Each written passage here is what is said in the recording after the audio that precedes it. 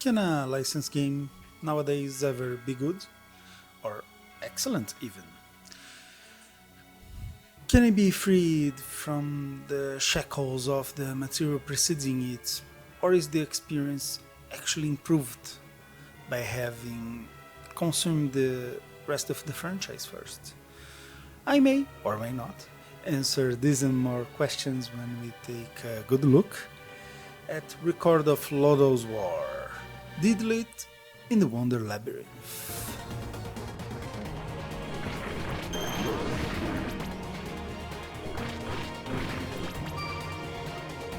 My name is Felipe Pereira Sibioni, and this is the FPS Factor. Now, let's use our weapon of choice to bash this review in parts.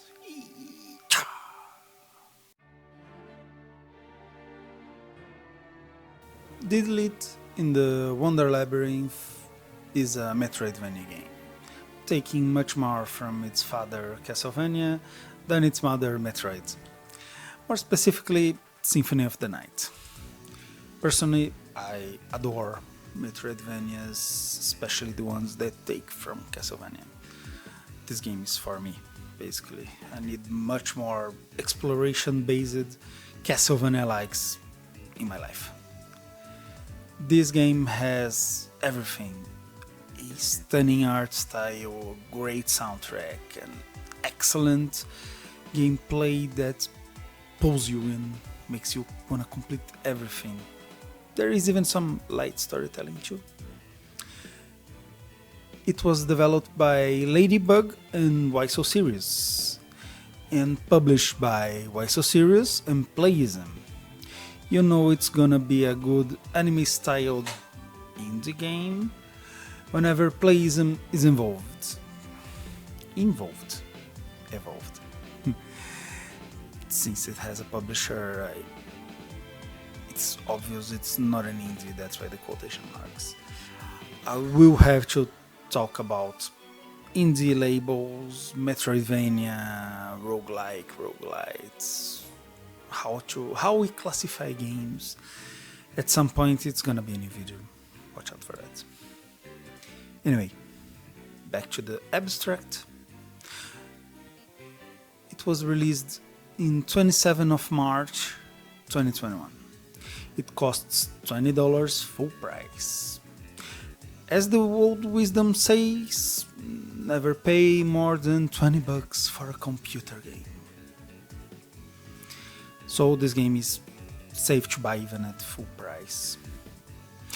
Also no, I will not adjust to inflation. No way. Games should be cheaper and made using less resources than they do nowadays, and with way less people than today, especially on the creative process. But that's yet another video to come. Today it's Deedlit's time. As I just said, even at full price, it's worth to buy.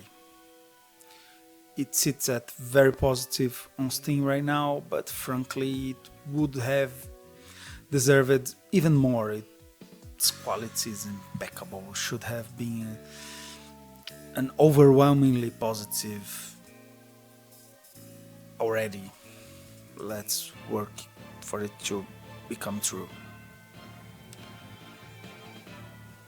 Let's check out why that is when we take a good look at graphics and aesthetics.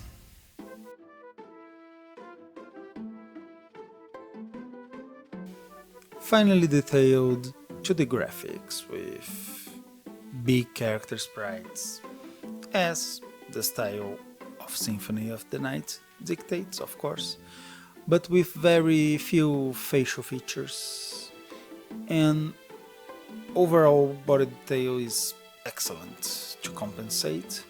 That is, of course, with a purpose to facilitate and highlight Deedlit's movement.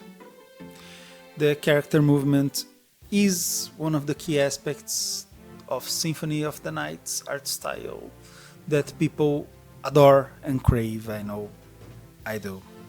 And boy, does it deliver on that front. Deedlit's movement is fluid with the correct amount of frames and animation for her running.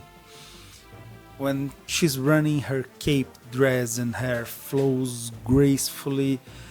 Also, when she's turning around, jumping, attacking with a weapon, casting a spell, or even taking damage, she just does a long jump backwards.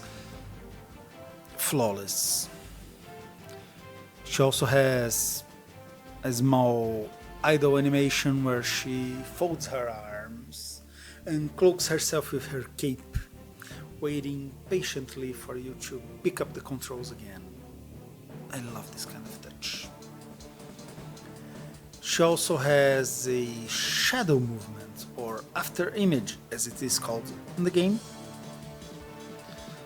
with 2 color varieties.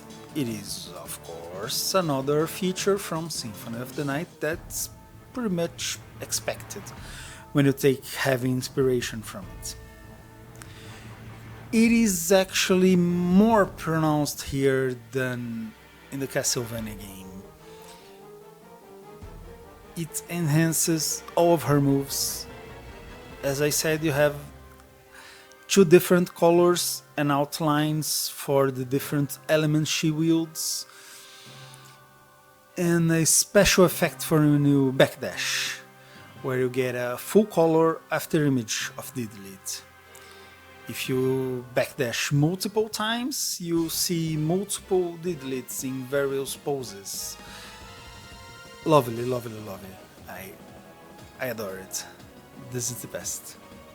Whenever you are equipped with an elemental spirit, the color of your armor and cape changes, and it applies an effect to your actions.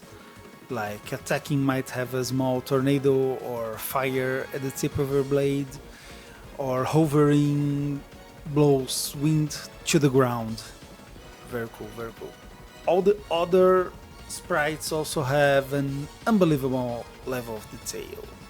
From flames flickering, the meat you beat, more on beating your meat to get stronger later, to the environment like crumble bricks, various statues perfectly sculpted in pixels, the railing of staircases, the foliage dotting the rocks you walk on, all this in the immediate background also. And it's always distinct from the environment itself. You always know where you're jumping on. There's the distant background, be it behind windows or open spaces. You recognize where the environment is and where the background is.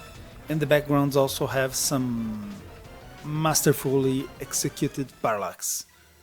Very cool, I love it. Let's not forget also the enemies. They have lovely and detailed art with very good animations. I love the variety we have.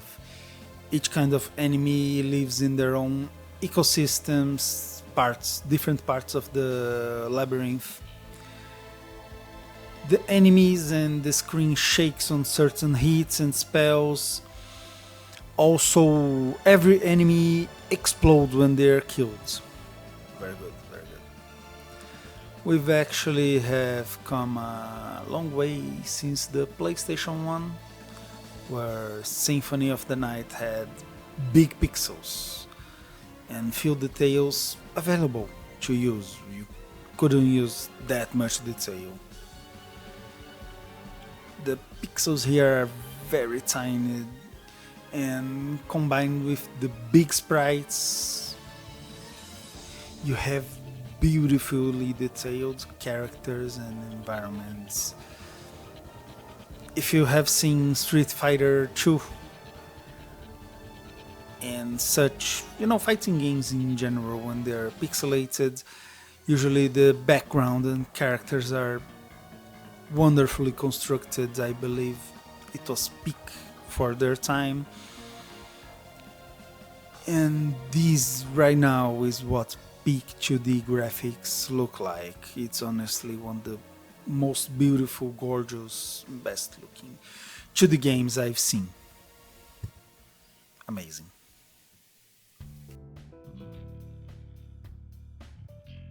Finally, a good soundtrack you can buy and listen to, even at the same place as the game is sold. Complete with this gorgeous album artwork of Deedlit smiling, basked in sunlight. It seems to have been from a fan art competition actually. Very nice. You can, if you prefer, find it on YouTube, put in your playlist, or head over to a YouTube to MP3 site and just get the MP3s. I won't judge anyone for downloading MP3s off the internet. It was composed by Peposoft, a group that has a good number of game soundtracks on their belt. And it shows on here lots of instruments with a very good mix, very competently made. It is a wonderful and grandiose orchestral soundtrack. It mixes with other instruments like drums, for example. The tracks are all full of energy and get you pumped for exploring the labyrinth. It has a little bit of leitmotif with some tracks mentioning other tracks, the main theme, etc. But mostly each one have their own theme. They're not all terribly different, but it's no problem. They all have two names, one in Italian, the other in English, both complementing each other. For example, invitare, welcome to Wonder Labyrinth. This one is the music for the title screen, and what a way to start the soundtrack. Chimes, strings, big drums in the back, and a tense crescendo, as if it's really inviting you to peer the darkness that is the Wonder Labyrinth. We also have Prologo, Breath of the Labyrinth, with an intro made of the same crescendo of instruments in the title, but just a little bit before introducing the drums where the adventure takes place, you know? As I said, get your blood pumping for the action, killing monsters, exploring, etc. All that good stuff. It's not just all action all the time. You have some other types of tracks like Vivere, Woodchuck's Invitation, where an electric guitar makes a lounge track where you can gamble to your heart's content and wallet's discomfort. Yes, this game has a gambling minigame, but it's only with in-game currency. This game will not try to eat up your wallet, don't worry. Buy the game, it's a complete game. I think they're sorely lacking in recent titles. We'll talk about the gambling minigame when we get a good look at the gameplay. Also, this track is wonderful. It turns into full-on jazz at the end. In conclusion, this soundtrack is fantastic. You will not tire of the songs while you're playing. I am very happy to put the whole album in my playlist of songs. As I said, it's not the most distinct soundtrack. Some tracks might, blend in with the others. Sometimes you don't even take note when they change. But it's very competently made, sounds great, fits perfectly in the game. I love it. Sound effects are on point. Deedlit has voiced grunts for some actions. It's all expected of a well-crafted game like this. Actually, the sound effects. I am still to play Luna Nights, not Luna Lights. It's another game from Ladybug, but from what I saw in the trailers, they reused some or a lot of sound effects. Fair enough, honestly. Fortunately, also the sound effects and music are well mixed because, take a guess, you can't separate volume of the music from the volume of the sound effects. More of that when we take a good look at the options. But for now, let's check out the story. As I said, it is a licensed product for the uninitiated. Record of Lodoss War is a series that started life as an RPG campaign in Japan, moving on to become a novel, then manga, then anime, then multiple games. In this game, the cast of characters are stuck in the titular Wonder Labyrinth, a place which tests the will of those inside it. It is kind of disconnected to the main Lodoss War series, thus it's not necessary to have read or watched anything about it to know what's going on. It's a self-contained story mostly, but it obviously takes place in a set time of events that happened within the universe of Lodoss War, so there will be some spoilers. I won't be specific now because this is a warning for you to go and experience record of Lodoss War if you wish to do so. There's a wonderful 90s anime that exists. You can search for it. Hi anime.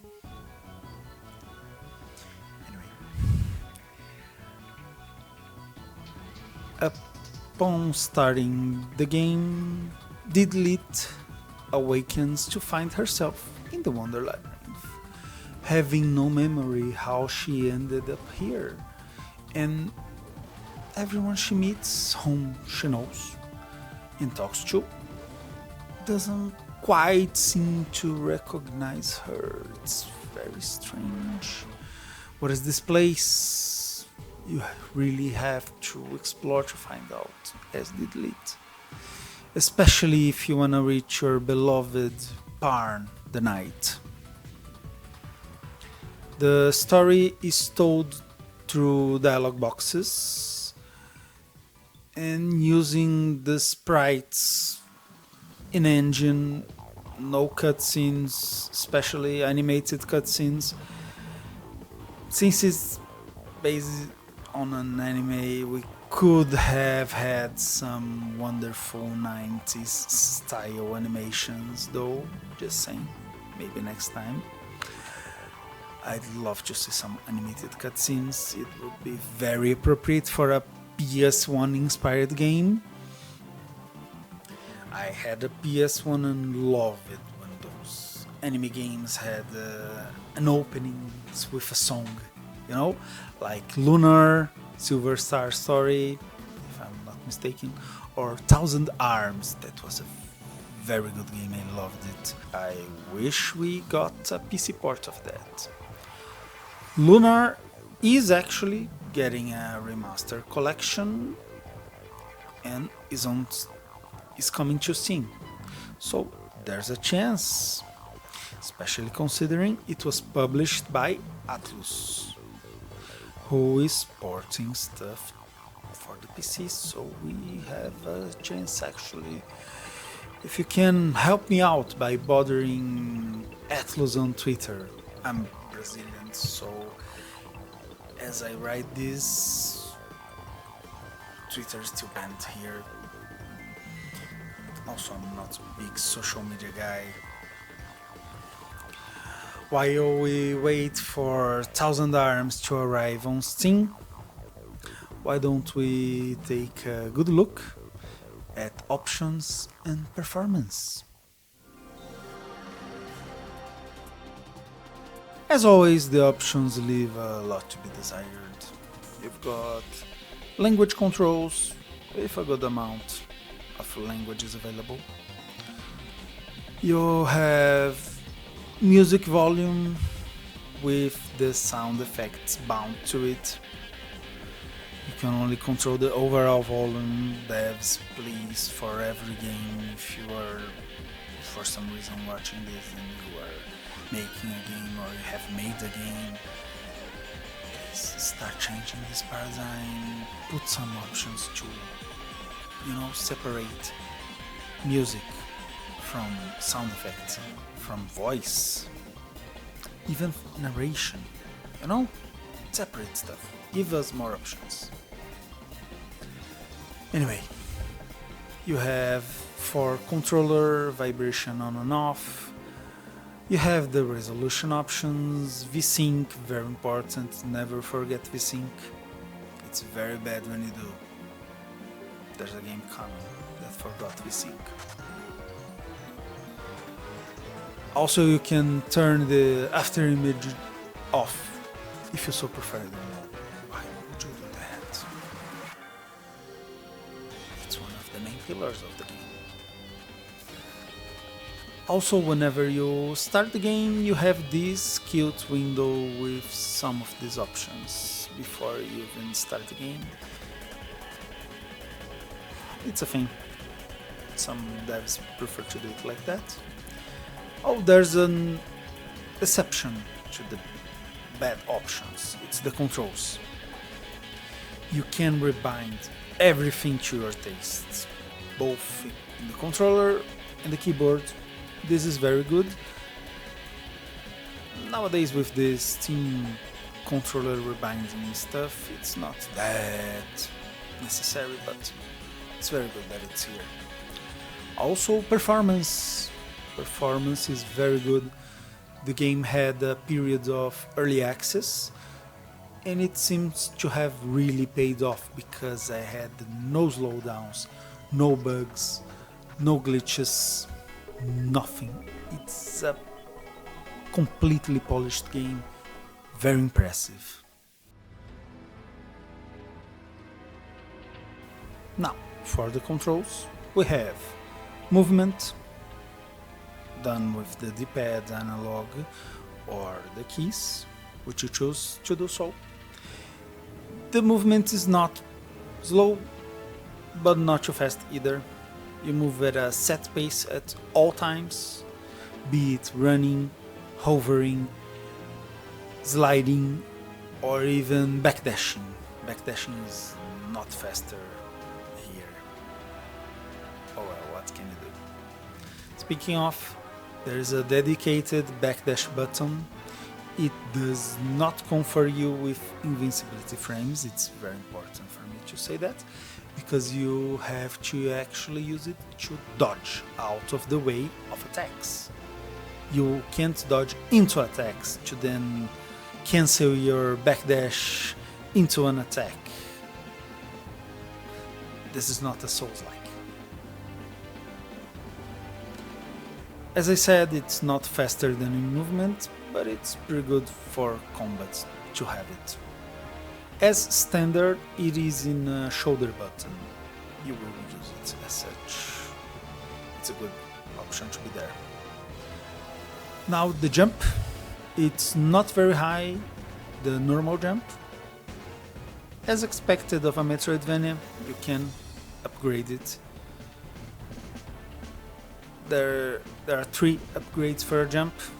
One is the double jump, the other is the high jump, and the other is a special one for this game. It's a hover. Holding the button, the jump button, will let you hover when you are equipped with the correct elemental spirit. You can, while hovering, you hover in the air as if you are floating. You can go up and down with the D-pad, move left to right as you see fit. I absolutely love this upgrade. You get it pretty early. You can combine it with the double jump and high jump. Talk about it a little bit more after. Slide. After an upgrade you can slide by holding down and jumping, if I'm not mistaken. With fire equipped you do get invincibility frames. This is how you source in this game. That's mostly it for movement. Now attacking. You have your attack with a weapon. In game for some reason it's called a sword attack, but it's any melee weapon you have. You have several types to choose from. Your attack speed, your reach, and your damage all depends on the weapon itself, but not your attribute most of the time, more on weapons when we take a good look at the gameplay. There's the bow. It's called a bow attack. You hold on the button to enter the bow stance. You have a line of sight from the bow until the first wall you hit. Release the button, you shoot the arrow and put the bow away, resetting your aim, but if you press again fast enough, it will keep the aim where it was. Takes some get used to, but it's worth it. If the arrows you shoot hit a metal wall, it will ricochet in a predictable pattern. You know? This is mainly used for puzzles and the bow challenge. While in the bow instance you can jump, you can move, and you can hover. You hold up or down to move your aim accordingly. You can also hold another button to aim more slowly than it already is. It's already kinda slow, but it's, I suppose, fast for combat uses. It is slow to use, just like a real bow. Who could have predicted that? I wish we had the option of just hitting a button and entering the bow stance instead of having to hold and click again, but it is what it is. You do get used to it. Spells or consumables. Here it's called spirit magic, which will cause some confusion because there are two more things called spirit in this game. Why do people do this? No idea. I'll call mostly spells. There is a dedicated spell button that lets you use them very fast in combat. Each spell is different, with different elements, different areas of effect and damage. Also MP cost. When you hold down the spell button, time will stop and you can select the spell you want on your time. Very good. More on that when we take a good look at the gameplay. You can also change your elemental that you have equipped. In game, it's called toggle spirit. It's another thing that's called spirit. There's also a third thing called spirit. I will mostly call these guys elemental, elements, or something to that effect. That's why a good translation is important, people. That it needs to consider also and respect the source material and circumstances. Here, the circumstance, it's a game. You have to be clear too. If you have 10 things that are called all spirit, you will get some confusion. Anyway, translation is also the topic of another video that's coming. Don't worry, translators, I'm on to you. Finally, pausing the game shows you the full map, very important for any Metroidvania. Shows your equipment, where you can change it, and the options. That's it. Now, onto gameplay. We do have a lot of gameplay systems here. Let's talk about each of them. But first, something we need to talk about. Even though this game have a good deal of inspiration from Symphony of the Night, it's still a different game. I will not keep comparing each and every element of this game to that one. I'll talk about the gameplay systems of War-Deedlit in the Wonder Labyrinth as it is in the context of this game, how they connect with each other. Do they make sense?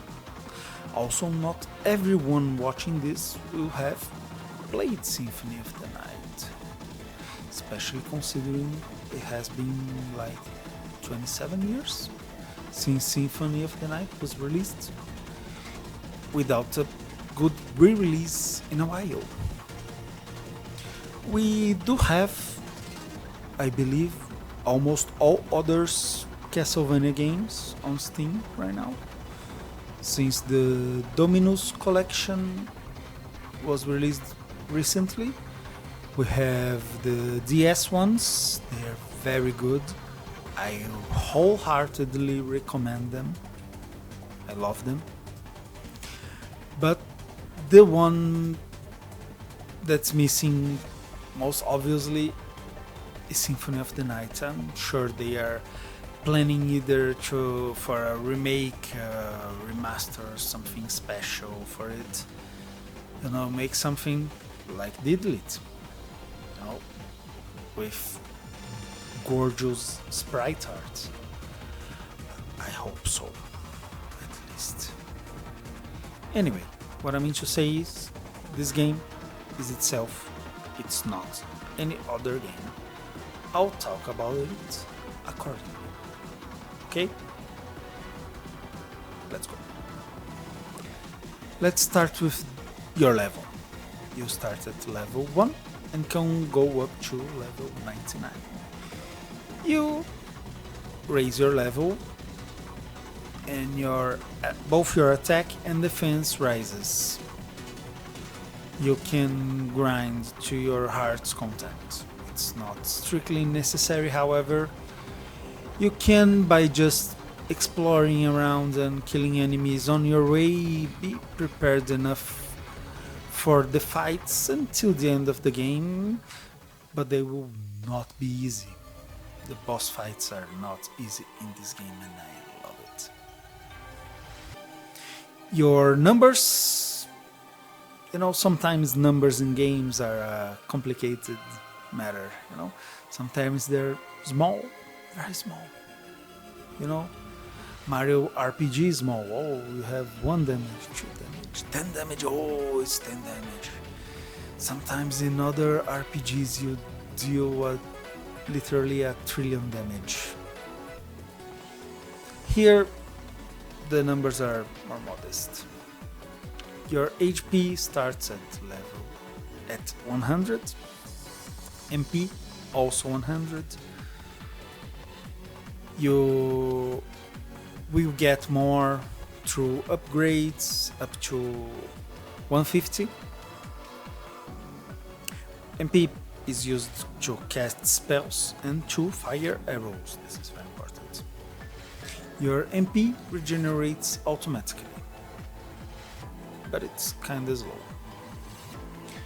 Both HP and MP are fully restored whenever you hit a save point. Also, for some reason you cannot regenerate while you're underwater, but there are very few instances of underwater gameplay in this game. The game has also an element resistance and weakness system. There are 7 elements in total. There's air, earth, water, fire, darkness, light, and wood. For some reason, I don't know why. Personally, I would lump it with earth, you know, from earth grows the wood, but okay. Anyway, both you and the enemies use the elements to calculate attack and defense when attacking each other. More on that when we take a good look at the combat. Oh, I almost forgot to talk about the gameplay loop. You go around the map, killing enemies, leveling up, finding new weapons, you reach bosses, sometimes have a little conversation with them, fight, defeat them, find an ability, item, or a way to open new doors to reach new areas of the game, rinse and repeat until you reach the last boss. The main gameplay elements here are the elements. You have an elemental equip system. It's those spirits. You equip that element, and then all your normal attacks and defense becomes of that element. And you gain a couple of extra abilities. These elements are wind and fire. The dual elemental system is very good, but honestly I wish there were more elements to play with. I got catfished. At the tutorial they teach you that enemies have the elemental weakness and resistance. Then I got the wind elemental. Oh nice, I can switch to wind. Very nice. Then shortly after I got the fire elemental. Very nice, I love it. The wind gave me the hover ability. Very nice. The fire one made me walk on lava. I love it. What will the other elements that I will equip do? Then I started playing, you know? Going about, collecting new weapons, stepping on buttons that opened color-coded doors. Is this Doom? I know the Metroidvania genre is known for blocked path, you know, and keys opening doors, but not to this degree, people. Let's use the abilities you get more, you know, in a more natural way to unlock paths. Anyway, I got those 2 elements, kept going about, checking the map. When I had barely started the game at 4%, I already had 2 elements. So, very soon I'm gonna get the 3rd, right? Right? Please? Water? Where is it? I'm at, 10, 15%. Where are the other elements? By 20, 30%, I had already resigned myself that this game had no other elements you could equip. Unfortunately, we could have had abilities for each element. For example, you gain an ability to go underwater and not drown. There's a perfect opportunity for a water elemental. Earth elemental could allow you to create rocks on the wall for you to jump, instead of having a high jump, for example, for reaching really high places. And if wood was together with it, you could create a vine and climb it. Things like that, you know? Alas, we just get fire and wind. As I said, you have a separate spell system with spells of different elements, including wind and fire spells. But since your normal attacks get your equipped element, you mostly use them on normal enemies. Is the enemy resistant to wind? If so, if you're equipped with wind, just change to fire. If not, if it's the reverse, you change to wind. That's it. Hack away at the enemy with your physical attacks. Most of the normal enemies will fall to this strategy pretty soon. It's mostly the bosses you have to worry about. I am pretty disappointed with the lack of variety of elementals. Maybe the dev planned it but run out of resources or time, or maybe they thought more elements would have been too much for people to handle. I don't know. You also have the spells of the other elements and the upgrades. You have a lot of systems. What's one more system? Don't get me wrong, I love this elemental system. I'll tell more about them soon. I just wish they expanded it a little bit, better incorporated with the other things. In short, I wanted more out of it. But what do these elemental spirits actually do? All the things that they do. As I said, your attacks become either wind or fire. Your defense also becomes that element, meaning if you are hit with a fire attack, while equipped with a fire elemental of course, you will take no damage. It doesn't just diminish the damage by 20%, 50%, no. You take no damage. Same with the wind, of course. There are all throughout the Labyrinth these elemental spheres, little moons, that keep spinning, either of wind or fire. Most of the time they stick together to form these barriers. If they hit you, or you hit them, and you are with the incorrect elemental equipped, you will take damage and be knocked back. You simply cannot pass through them. If you are with the correct element, you can pass through, no problem. Not only that, while you are in contact with a source that would damage you, but you have that element, meaning you take no damage, instead you absorb it. You gain MP while you are in contact with them. So during a boss fight, for example, you are fighting a fire dragon and you shot lots of spells at it and you are low on MP. You equip your fire elemental, let the fire attacks hit you, and you gain your MP back. Very cool. The boss also will shoot these spheres and sometimes make moving walls out of them. Stay sharp. You have to get used to switching these elementals a lot. It's one of the main gameplay mechanics, as I said. Once again, they have an extra ability each. The fire one lets you walk on lava, and even if you are submerged in it, you will not drown. You don't take any damage. The wind one is the main ability of the game, I'd say. You hover.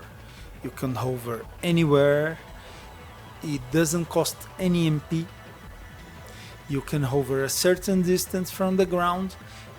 While you hover, you can attack shoot your bow, cast spells, you can move unlimited. You will use it a lot. It's pretty satisfying to fly about in the corridors. I love it. It's an ability that should be incorporated in a lot more Metroidvanias. It should be added to the lexicon, like the double jump, high jump, and such. You know, I love it. These elementals have levels from 1 to 3. They work just like the weapons in Cave Story, but you don't have to go chase the XP triangles. For those who don't know Cave Story, well, if you don't know about Cave Story means you have not played Cave Story. Please go and correct that as soon as possible. Go download it. The original version is freeware, I mean literally free, never have they charged for it. It has been for more than 20 years now. You can pause this video, go download it, it's just a few kilobytes, come back, watch, and then you can play Cave Story. Do play it, it's one of the seminal run and gun games, you know. It's one that put indie games in the spotlight. It basically made the indie revolution happen, you know. If you'd rather, you can put it on your wish list and buy when discounted on Steam. But do play it, don't let it pass by. You deserve to play good games. You do deserve good things. Don't let people say you don't deserve to game.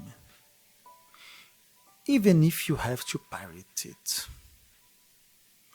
Don't let people say you need to buy the game or just get the latest game that is online and will always be an online FOMO bait that's meant just to extract your money from you. There's literally more than 100,000 games on Steam right now. More coming out each day of all genres. A lot of them with good quality. Most of them also run on old machines. My machine right here, 7 years old.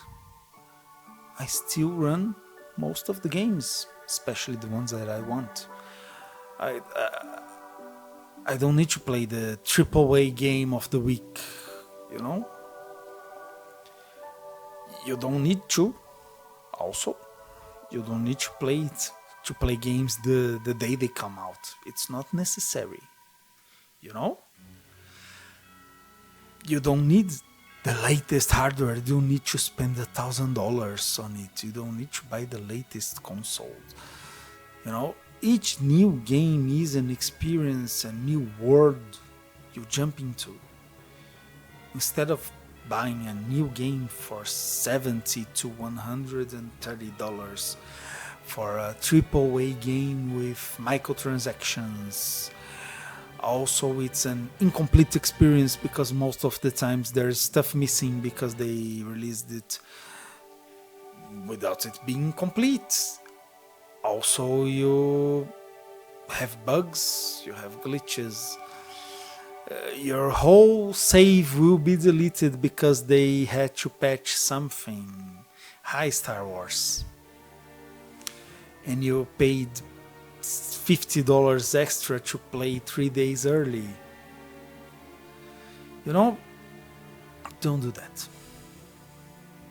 Right now, there are games with a 50, 75, 90% discount, or 100% if you pirate it. Play that and wait for the new game that's right now to 1. Get fixed. Or see if they will get fixed, because sometimes the publishers don't give a damn about the game, you know? oh, we've released it. It wasn't that popular, so we'll not patch it. It will stay broken. Who cares? We've already got the money. Check if it has problems still, you know?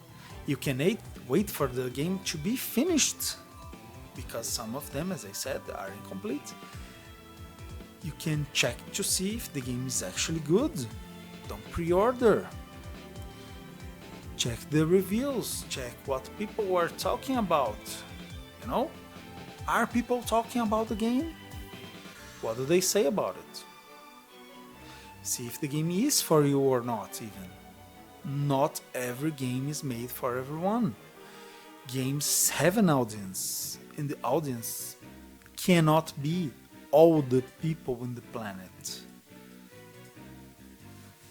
Even the oldest games in history, even chess, checkers, dice games, you know, throw the dice, see how many numbers you get. These are not for everyone. These are the oldest games in history, so not every video game will be for everyone. You know, you can also wait for a discount. Instead of buying the new game, you can buy older games, discounted.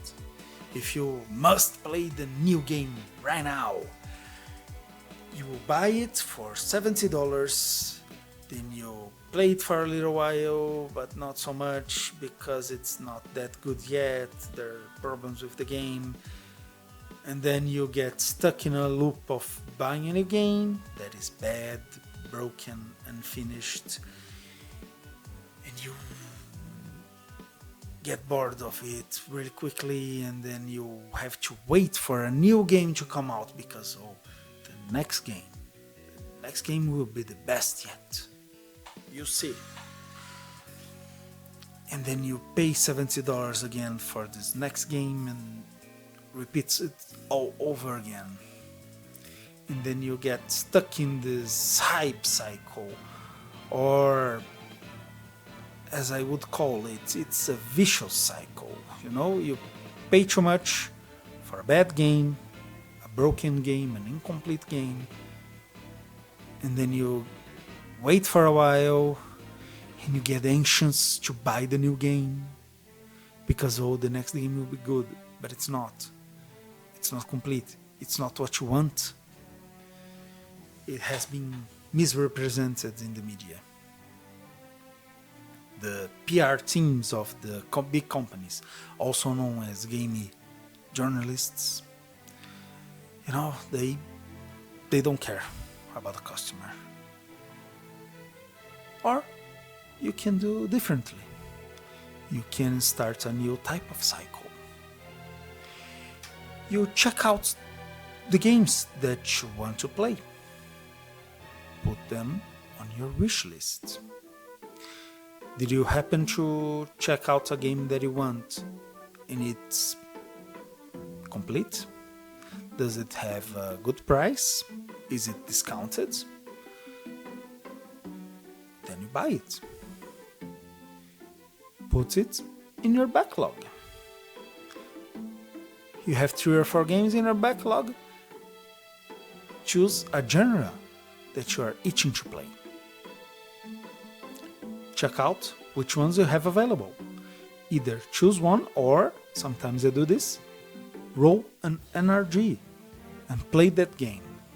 You know, live that experience.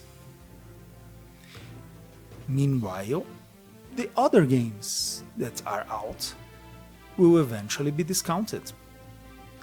When they are in a discount that you are comfortable paying, then you buy those games.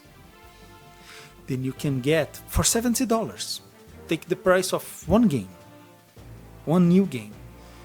You can buy 10 games, 20 games. You have a lot to play. Then you don't need to wait for the new game to come out. You play a good amount of games while you wait for the ones you want to go down in price, to sell for what they actually mean to sell.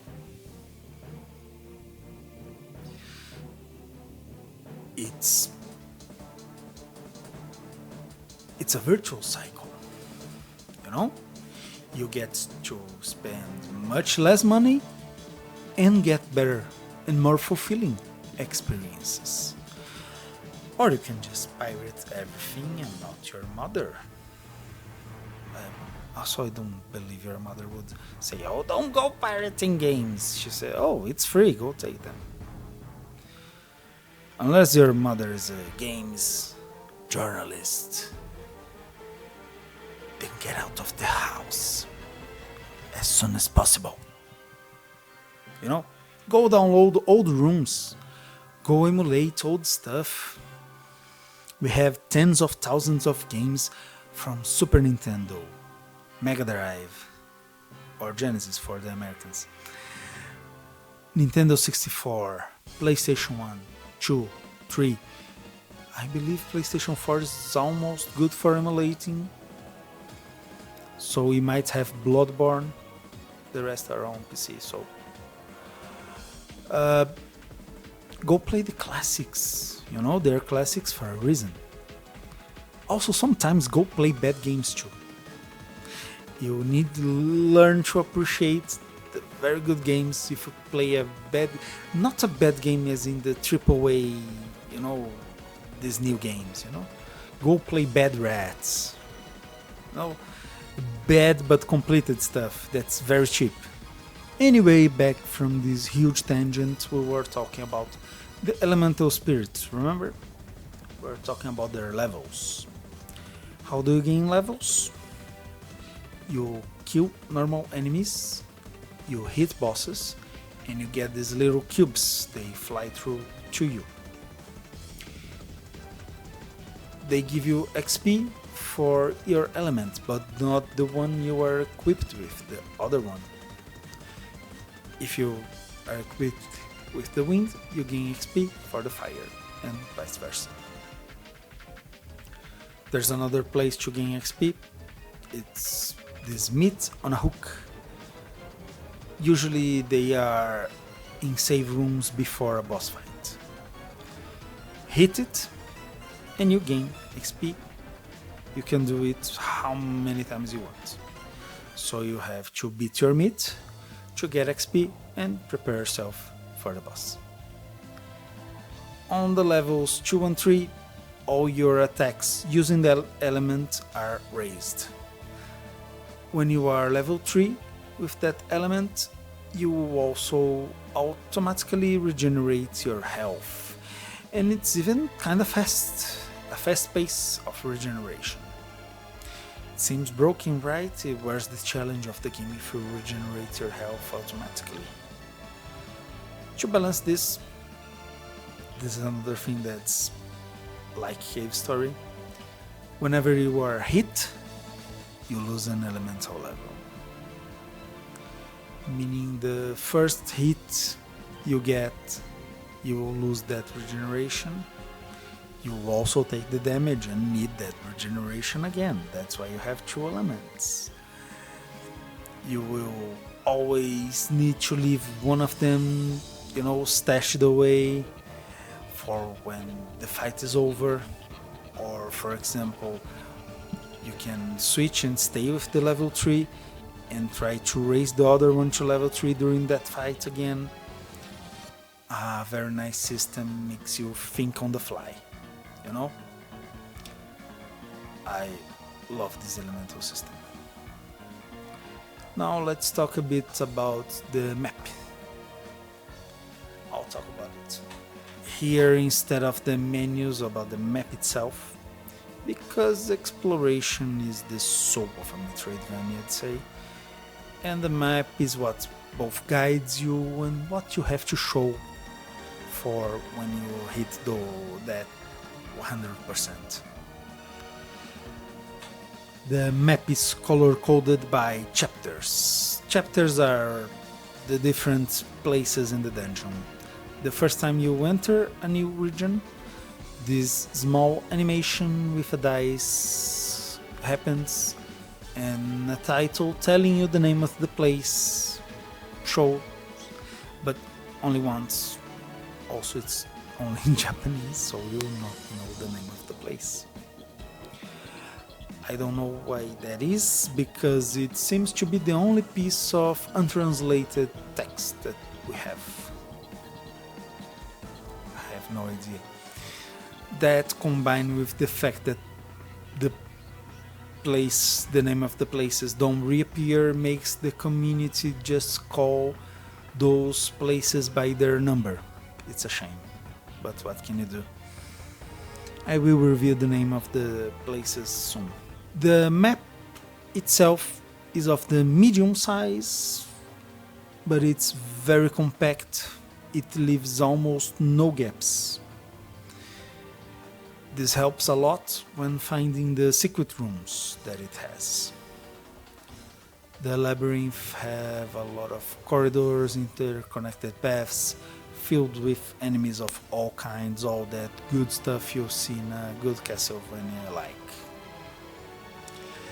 Also, each time you leave a room, all the enemies inside will respawn and be on their starting place.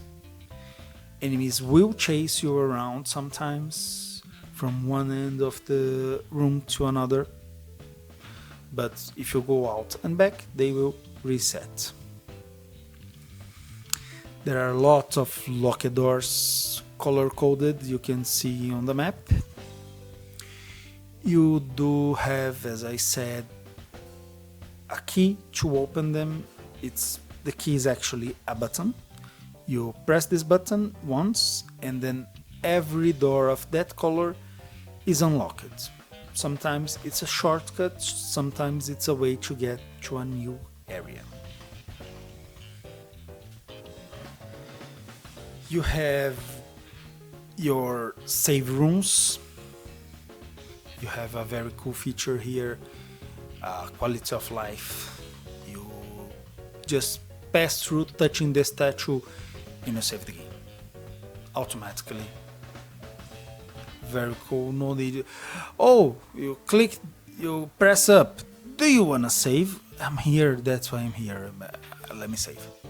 You can just go back and forth and save 1,000 times. Run past the statue and save. Just don't jump or hover past it, because you need to touch the statue to save. Be careful of that.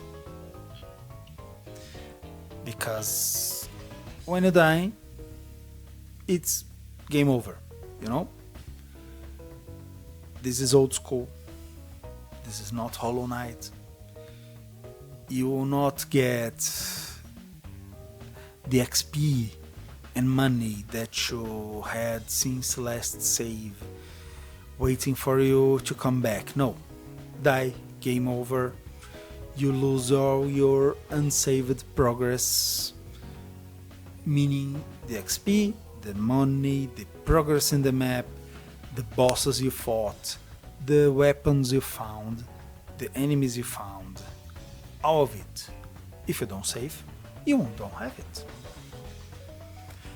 I forgot to save once while weapon hunting for the 100% weapon achievement. Got reckless and died. I had to redo some stuff. Completely normal. Do save often. Remember, kids. If you are not over-leveled, also expect to die to bosses. Maybe a number of times for each fight. Teleport rooms are also a basic Metroidvania function, very much expected. It is here. We do have only a few available in this game. You will have to walk quite a while to get where you want to. If you teleport from one room to another, I barely use them, to be honest. There are also secret rooms. They are very rare, but the good part is that you always have a hint to where they are. The wall might have a big crack where the rest of the wall is very smooth, for example. A good hint, as I said before, is the map itself, which has almost no gaps in it. If you see a square with rooms all around it, chances are there is a secret room there. There's only a couple of secret rooms that are accessed by either ceiling or floor. Watch out for them. There is, however, one that's plain bad design. It's very rarely that I say that, and there's a good reason here. I will have to explain this one. There's this spot here. You have to jump 50 times for the floor to crumble, and then you find the secret room in it. But how did people even found out about this place? It seemingly has no hint. Actually, if you look at the middle pillar where I'm jumping, it's actually a QR code. Scan it and you get a hint. Unfortunately, the hint is badly written. It says continue standing here to break the floor, but you gotta jump a lot of times instead. People eventually figure out continue standing, continue jumping here. You know, they made the bridge. Still, it's a very bad design. Don't do this, people. Some rooms have a puzzle. Most are centered around ricocheting your arrow shot or shooting a specific part of a mechanism. The others are like skill challenges. Having blades that you need to shoot a cog, then have timing to pass through their gaps, or elevators you ride by shooting a cog. A very nice attention to detail is that you shoot the upper part of the cog and it spins one way. Shoot the down part of the cog, it spins the other way, and if you then shoot the other side, it will come back. Very nice, I love it. There are some other puzzles involving switching your elemental spirit to pass through barriers while flying or on a moving platform. Most of them must be done every time you pass by. Others will not reset, especially these ones that involve shooting a rope for a bag to fall, because they are for one-way traversal. The others can usually be done both ways. They are all very simple though. Puzzles are not the focus of this game, just a fun diversion. But I wish in a bigger map we had even more puzzles and more complex ones. Also, if you time it just right, you can just force through puzzles like this, taking damage. There are also two minigame rooms. One is the gambling, the other is the archer challenge. The archer challenge one, when you enter it, it locks you in. You have to complete the challenge to get out. There are these two platforms above the ground you stand on. You gotta shoot moving targets, and you'll be scored when all the targets pass. There are 30 boards.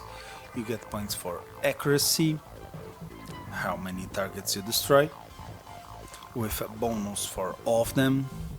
Combos you make, shoot more than one target with only one arrow. Ricochets gives you extra points. The ranks, the nearer you go to the center of the target, the better your scoring is. For each board you have an overall rank that go from H to S. It's S, A, B, C, D, etc. You gotta get rank S for an exclusive bow and an achievement. This is a pretty difficult challenge to get an S in. You have to try a bit to get it, but don't give up, it's not impossible, even I could get it. Now, the gambling is a good way to make money in this game. You got a save system after all. You can go, save, gamble.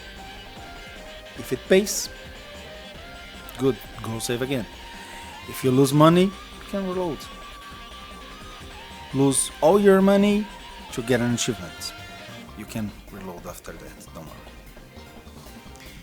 Gambling itself is pretty simple despite this giant table of numbers. You roll 3 dice and you can bet your money on the results. You move your cursor to put money on the type of number or specific number you wanna bet. There's small for 4 to 10 results total. You sum up the 3 dice numbers. Big for 11 to 17. You can bet on specific numbers. Double of the same number. Triple of the same number. Specific triples for a big payout. You know? There are loads of things, loads of options for you. You can put any amount of money in increments of 5 or 10, I don't remember right now. But you can distribute them in any way you want. You can bet on lots of different outcomes at the same time. You can just put money all around the table. Very well. I've been talking about money, but how do you get money in the first place? Where do you get your money that you gamble all away after? It's simple. Kill an enemy, you get money. It is automatically collected, same as the XP. You can always see how much money you have. Here in this time part of the HUD, but you basically only remember you even have money and how much you have when you get to the shops. You also have shops. It's not only gambling that you use your money for. Each chapter has one shop location. They all share inventory together, and each time you open a shop, you update the inventory for all of the shops with the new weapons and such. They are manned by Gim, the dwarf. Don't skip talking to him whenever you encounter a new shop, or, as I said, all the other shops will not update. They are also necessary for the 100% weapon collection completion. There are lots of weapons that can only be found here. The shop sells weapons, bows, and consumables. These consumables also are exclusive. You don't find consumables anywhere in the game. They can only be bought. You can carry up to 9 of these. They are as such: the potion that recovers 50 HP, a gem that recovers 50 MP, a sphere that gives you XP for your elemental spirits to level 3, both of them at the same time. There's a doll that takes up to 50 damage, then disappears. There's also a herb that cures status ailments. Speaking of which, what are the status ailments you can get? They are burn, poison, stone, and stun. Burn and poison damage you over time. Both stun, rock, and stun locks you into place, unable to move and attack for a set period of time. You can move your movement around, press buttons to release yourself earlier. Okay, let's then talk about all of the items and upgrades you can get for free by exploring the dungeon. The only equipable items you will find in the Wonder Labyrinth are melee weapons and bows. There are no armors here. Your only protection against damage is based on your level and the element you are equipped with.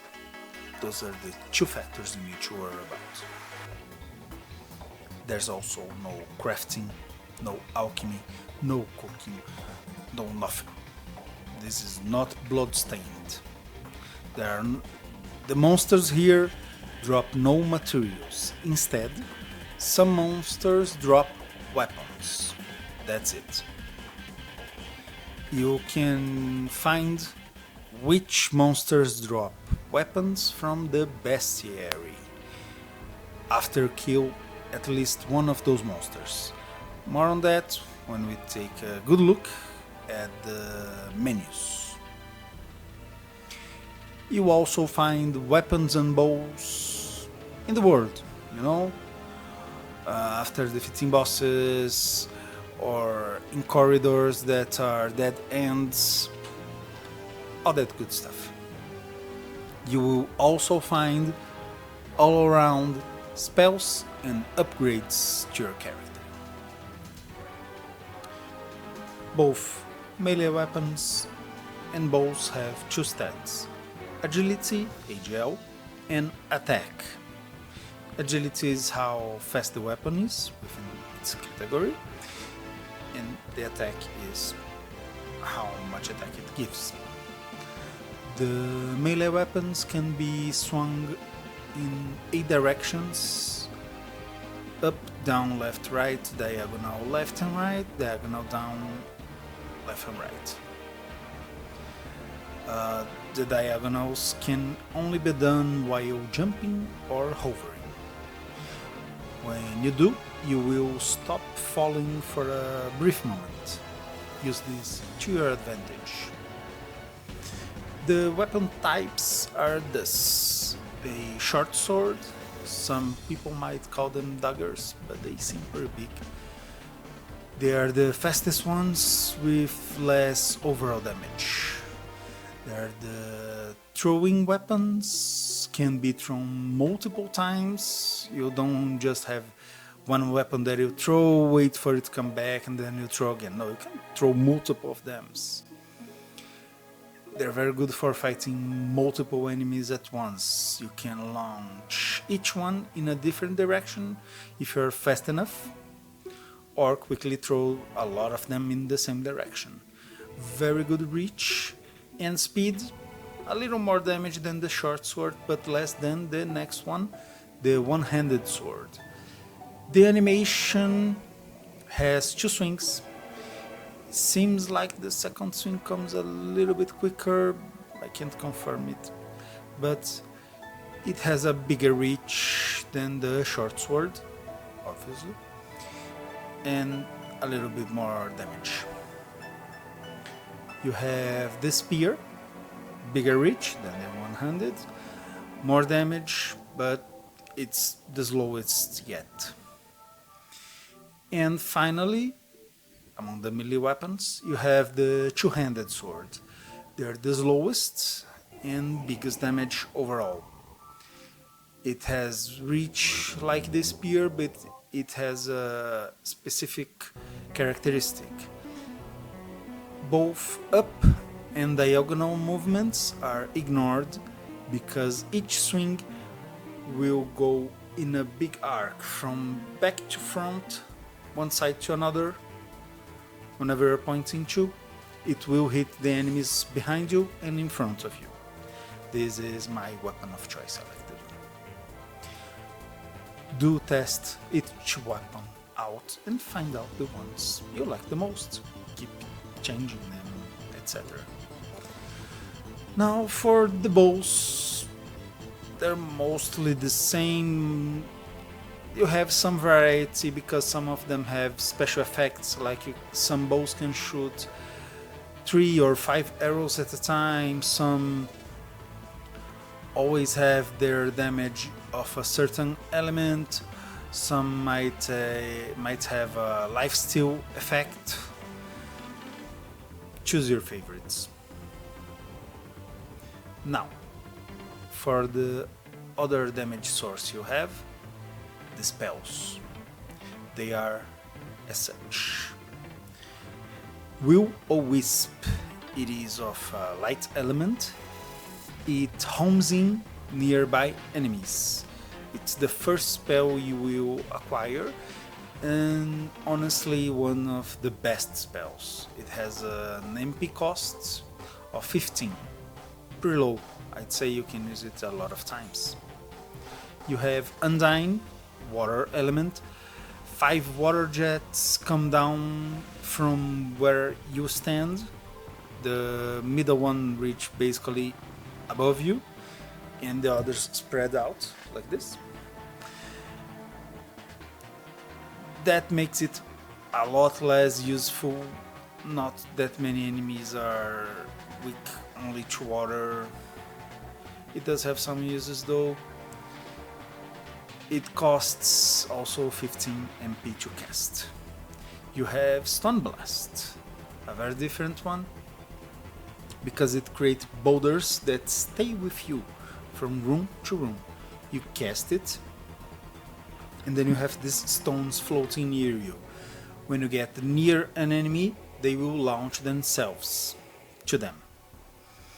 You can only recast it if you have less than a third, I'd say, stones or so, but they do accumulate a little bit. Also 15 MP. Invisibility.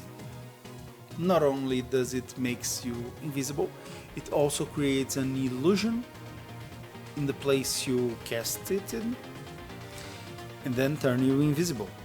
The enemies will ignore you, and some might even attack the illusion. It starts at first, it consumes 10 MP, and then it keeps draining your MP as it is active. It can be cancelled anytime by pressing the spell button again. You can attack while invisible. Very nice for certain situations. It's a very good spell. Don't ignore it. You have Windstorm, one of the 2 big elemental spells. It costs 50 MPs. It is of wind element. You create a tornado in front of you. It covers the screen and travels in the direction you face while casting. The other big one is Firestorm, the fire element one. Also costs 50 MPs. It makes 4 fire pillars in front of you and damage the enemies. The reach is not that good. From this distance, basically you can attack with the big sword or a spear. Dryad, the only wood elemental attack you have. It consumes 30 MP, summons a vine kind above you, and it homes in on enemies to the front, but the homing is not that good. It also causes lots of small damage. It's among all the spells, I think it's the worst one. I barely used it, I only tested it once or twice. Not very good. And finally, Shade. Dark element, 30 MP. You summon lots of dark bats that will home in on enemies, one at a time, but very quickly. While the spell is in effect, you turn into a shadow and you become impervious to attacks. So I'd say the better spells are the light and dark ones. Now, the other things you can acquire while roaming in the Wonder Labyrinth are the upgrades to your character. They are as such. The abilities are double jump. You can jump out of your max height hover or just a normal jump. You have high jump. The official name is Windstorm, same name as the spell, it's just that this is one word, the spell Windstorm is two separate words. Once again, the same term applied to more than one thing. Please take care when you translate things, people. Anyway, high jump. Your double jump can become a high jump by pressing up while double jumping. You jump high. You also twirl and you damage enemies when you are near them with your elemental equipped. You have the slide. If you have fire equipped, you can pass through enemies without taking damage. It's a bit finicky to use though, because you usually, if you slide into the enemy, as soon as you finish the sliding animation, you'll be near them and you might get hit by an attack. Watch out when you use it. That's it for the new abilities. Now for the passive upgrades, you have HP up and MP up. Each of them adds 10 total to your HP and MP. There are 5 for each of those. As you start with 100, you end with 150 HP and MP. There's the water breathing. You can breathe underwater. Honestly, I don't even know why this upgrade even exists, because we have like 3-4 puddles of water in the whole game. It's just, you go under the water, you have this puzzle to solve with a bow, you have crocodile, alligator, I don't know which one's which. You kill it, then you get out of the water. That's it. Maybe they planned it at some stage to have a whole chapter underwater or with lots of underwater sections. I don't know, but as it is, I feel it's kind of a waste of resources. I would love to see it expanded in a possible sequel with an water element equipped. You also have the upgrade for your spirits, for your elementals. Each upgrade you get, you up the damage for when you have that element equipped. When you have a higher level of upgrade for the spirits, the little spirit companion that stays beside you will start shooting at enemies, but it's a negligible amount of damage. Basically, it won't take a hit from what you would have already. Even bosses, they do very little damage. I think that's mostly it for the gameplay elements. Now, why don't we take a good look at the combat to see how it is actually. Each time you hit an enemy, you can see in the bottom right corner some dice with elements on top. These are the elemental weakness and resistances. With a little bit of getting used to, you can tell in a quick glance what I mean. The lower the number, the more damage they take from that element. 6 means immunity. 5 and 4 are resistances to that element. 3, 2, 1, 1, they are a weakness to that element. So prefer choose an element that's a weakness. 1 to 3 are blue dices, 4 to 6 are red dices. Pretty straightforward. Their health bar will also appear together with the dices, but since normal enemies are usually dispatched in a couple of hits after the first time you encounter that enemy, it's more of a case of paying attention if they have a 6 in wind or fire and then switching accordingly. It's not a big deal. Your melee weapon is your main form of attack, I'd say, as it doesn't cost any MP. You, as I just talked about, to have a lot of options for weapon types, and you will soon find your favorite. Might even be the bow. It's mostly for long-ranged combat. Who would have guessed? It's the second time I said that. That's because it's true. The bow have a drawback, though. Each arrow you fire costs 3 MP. Doesn't seem much, but it adds up. I'd say the main reason though I barely used it for combat is because of how slow it is to aim.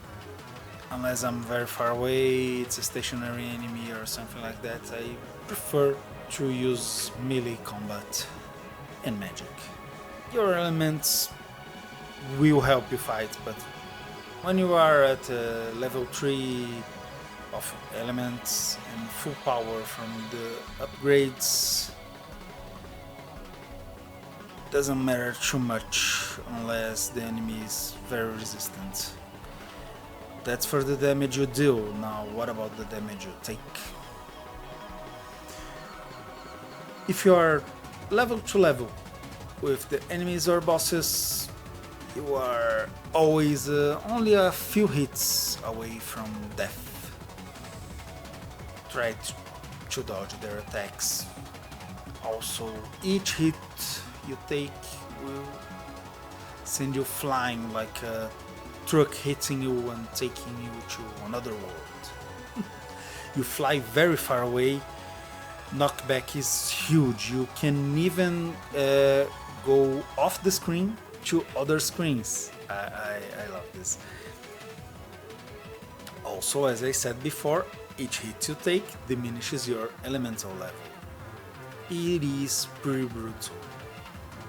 The game doesn't mess around with this.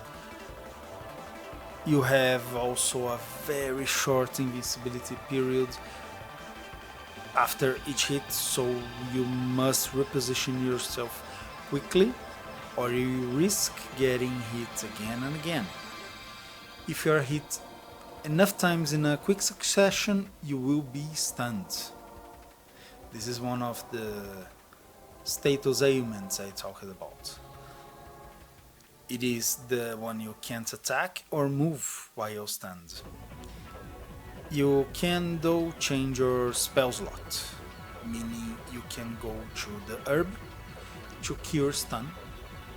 If you are out of herbs, you have to jerk the D-pad around to get out of the stun faster. The stun also ends when you take damage too, but what usually happens is the boss most likely will hit you, you are stunned. And then he'll hit you again. And then you fall to the floor. You can fall prone. And then he'll hit you again and you die. I actually really like this punishing system of damage because you can be on top of your game, both elements level 3, full health and mana, and then you get cocky, and then you get hit once, twice, bam, instant tense situation. You gotta perk up, you gotta pay attention, you gotta start dodging. And you know it's your fault for not taking the Wonder Labyrinth seriously. then it's time for that serious gaming pose. Take your control.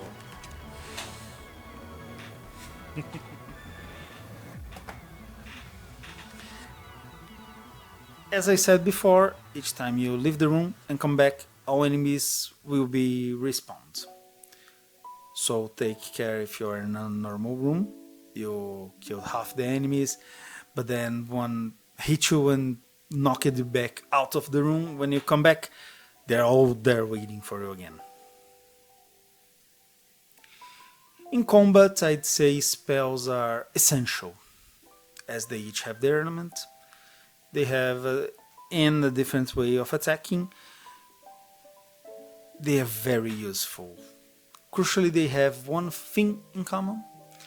When you press the button to cast the spell, everything stops for a second while you cast.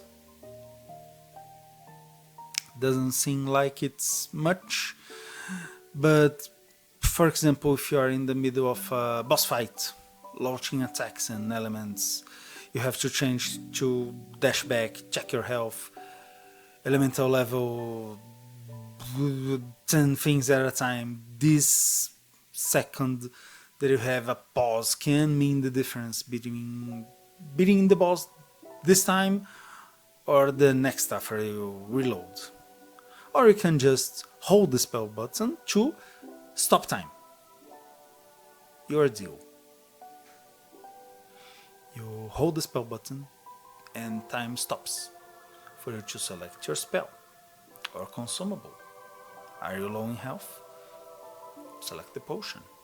Take your time. No worries. Breathe a little, look at the screen. What attacks are being thrown at me? Breathe, concentrate, pay attention. This is a game that demands it sometimes. As I said, I do love the boss fights. They are fast, dynamic, and lethal. You gotta know what you are doing or you get pummeled. That's it. Easy. Or if you are over-leveled. Because you refight older bosses, you'll see the difference. Normal enemies are supposed to be dispatched after 2 to 4 hits, but there are some strong enemies like trolls and minotaurs. They each have 1 or 2 attacks that usually are their own element and might give you some status effects like poison or stone. This is for all enemies, not just troll or minotaur. They also usually have more than one. They take their while to start attacking, so if you are fast enough you can enter a room, just kill the enemies and go on without too much trouble. Also, that bar on the top right of the screen says enemy, but it's reserved for the bosses. You can see the boss's HP in the numbers to the right of the bar, but the bar already expresses enough as a percentage for quick glances. Since the boss fights, as I said, demand your attention, you only if you pause with the spell changing button, then you can look, oh, the boss has 9000 HP, I'm doing 300 per attack, okay, what do I do? Blah, blah, blah.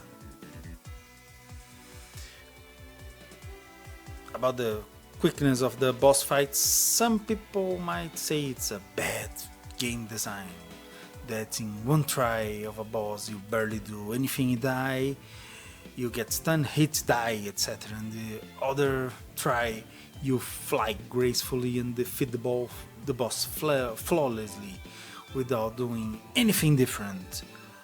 I strongly disagree with that statement. If you did the same thing and got 2 different outcomes, this game would be a gachapo, where you just press a button and you have a percentage chance of getting what you want. This game is not that.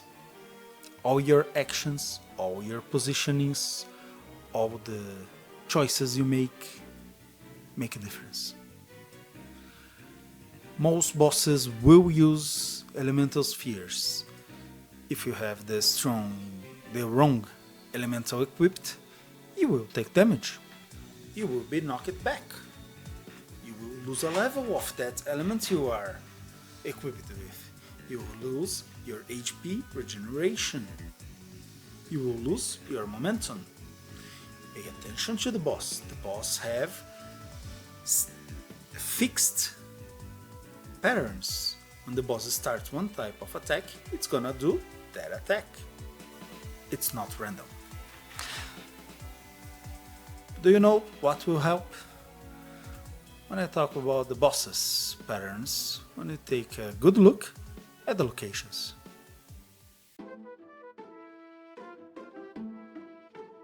The menus in UI are all a little bit clunky but super stylish. Each element has a flair to it, with lots of flourishes. Flourishes are these lines that curve and swirl, with complex ornaments, all that good stuff, you know? When you start the game, you got these display options on a white gridded screen. Select them whenever you like, press any button. Outside of this, you are taken to the main menu, where this big green eye opens up and locking on you. Ominous. When any option is selected, the main menu blurs to the background. You've got 3 save slots, but you can't copy them, you can only delete or just select them to play. The in-game UI is mostly at the top. You have the flared elements hugging the UI itself. You have also this lettering that lends itself a doujin style or indie style. That's why some people might consider it indie, even though it has a publisher. Let's go from the top left. We have the FPS counter first. Very cool information to have. As I said, in the options and performance, the performance is very good. I'm almost always at 60. Sometimes I dip to 59, but barely noticeable. Even with my old computer of 7 years now, 2017.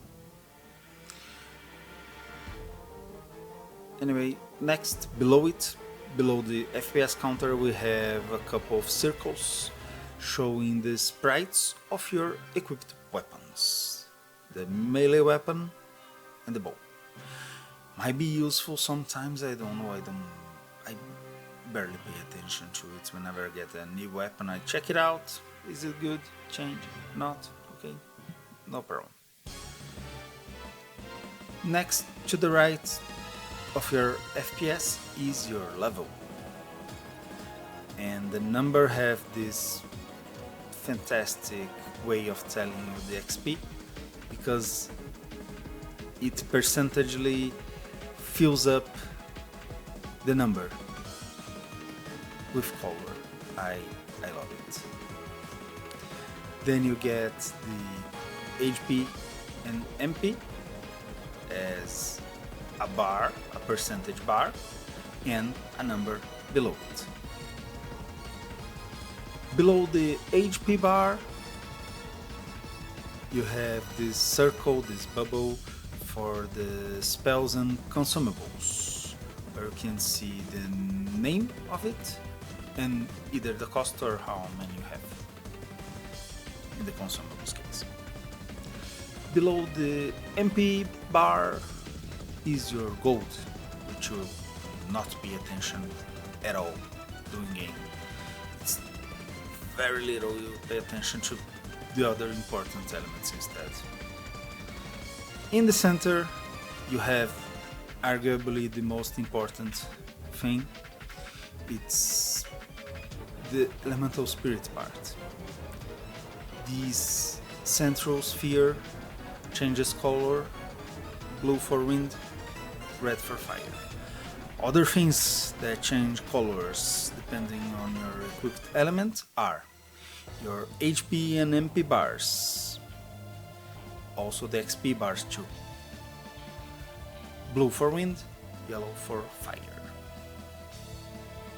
Also, your cape changes colors. It is blue for wind and green for fire. The game really wants you to notice whenever you change elements. It is very important. Anyway, back to the top. Around the elemental sphere, to the left and right, there are two numbers. The one on the left is for the wind element, the one on the right is for the fire. The little bars indicate the XP for the element and the number, their level. If it's level 3, it will flash. It's a very good indicator. It grabs your attention instantly. As I said before, the right side of the UI is entirely occupied by the enemy bar, but it's actually for bosses only, not for any enemy. When normal enemies are struck, you have to look at the bottom right corner for that. It shows this little bar, and at the top of it you see the enemy HP, below it the name of the monster to the left, and their elemental affinities to the right. You see the little dice and a little drawing of the element. Very good. You also have the map on the bottom left. For the rest of the UI, you gotta pause the game. When you do, the rest of the info will show up.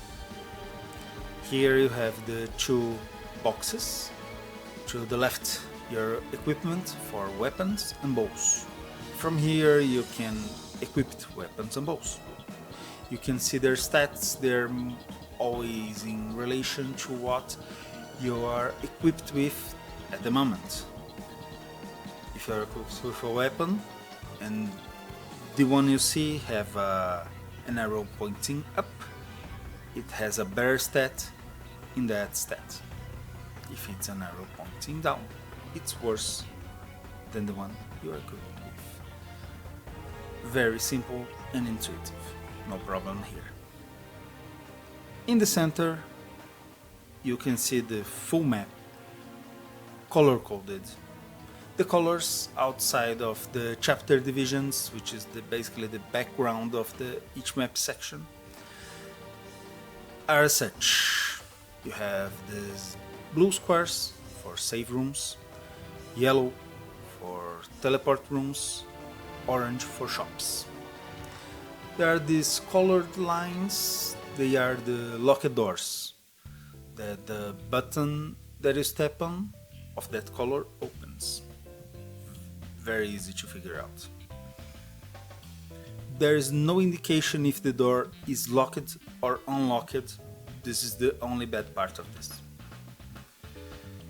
You have this white square with the red dot. It indicates the gambling minigame. The white circle is the bow minigame. And your position is marked at all times with this blue sphere with an outline growing out constantly. Concise and comprehensive map. Almost no problem, as I said, just the unlocked or locked doors could have been better, you know? Maybe gray out when they are open or closed, I don't know, whatever. Below your map you have your stats, XP, attack, defense, etc., including map completion percentage. It's what you see when you are trying to complete everything. Now, to the right, it might seem like there is just the button to end the game, but when you go to it, it actually extends upwards to show you the full menu. Here we have the bestiary. It's the place where you can see all monsters, weapons, bows and spells the game has. It shows which ones you already have and which ones you are lacking. If you don't have it yet, it will show it as question marks. It won't have a picture. Very nice. The bestiary is indispensable if you want to complete the game fully, get all the achievements. It even has numbers for you to consult. It's especially good if you want to go outside the game and check which monsters, weapons and spells you are missing, because some are really convoluted to get. That's a little problem, but this helps a lot. Get a 6 out of 10 from me, because the monster part of the bestiary could have the numbering of the weapons you drop and where you got them or not, you know, for to, oh, let's go to the bestiary, oh, this weapon drops from this monster, I already have it, or I don't, I need to go get this monster. You could show the monster location on the map for an easier time, you know, this sort of things. But the UI for the bestiary is fantastic. It's like a book. Bestiaries are old books that contained, you know, creatures, usually mythical, of nature. It's a whole new thing. Anyway, below the bestiary we have the game settings, which are the options menu. Below that, control settings. So both of this I talked about when we took a good look at the menus. No, this is the menus. When we took a good look at options and performance. They're both good. They're mostly the utilitarian part of the menu. Next, we have the manual, where we have all the tutorial lessons that we saw at the start of the game for you to consult. A very good option to have, especially if you skipped it. It's really easy to skip the tutorial. And below that we have the options to continue the game or end it going back to the main menu. That's it for the menus. I like them very much. As I said, especially the styling of it all, very nice. Now about the camera, it has a good zoom. I like it. It's not very far that you can't even tell where you are. Oh, there's a little grievance of mine with the UI. You can see the mouse. You gotta move it out of the way when you start the game if you are on PC. Back to the camera. It focuses on Deedlit until it reaches the edge of the screen. Then it doesn't go anymore to the left or right, wherever the screen ends. And you know the room is at its end. It's very good. Whenever you are in a room that's taller and you jump, the camera goes up and down smoothly. No complaints here.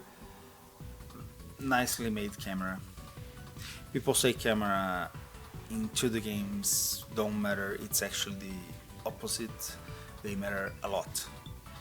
Too zoomed in and you get Sonic for the Game Gear. You know, you can't even see where you are going to.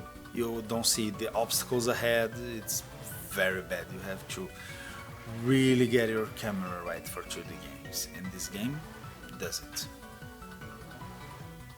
very cool. As a crazy Russian hacker says, thumbs up for me.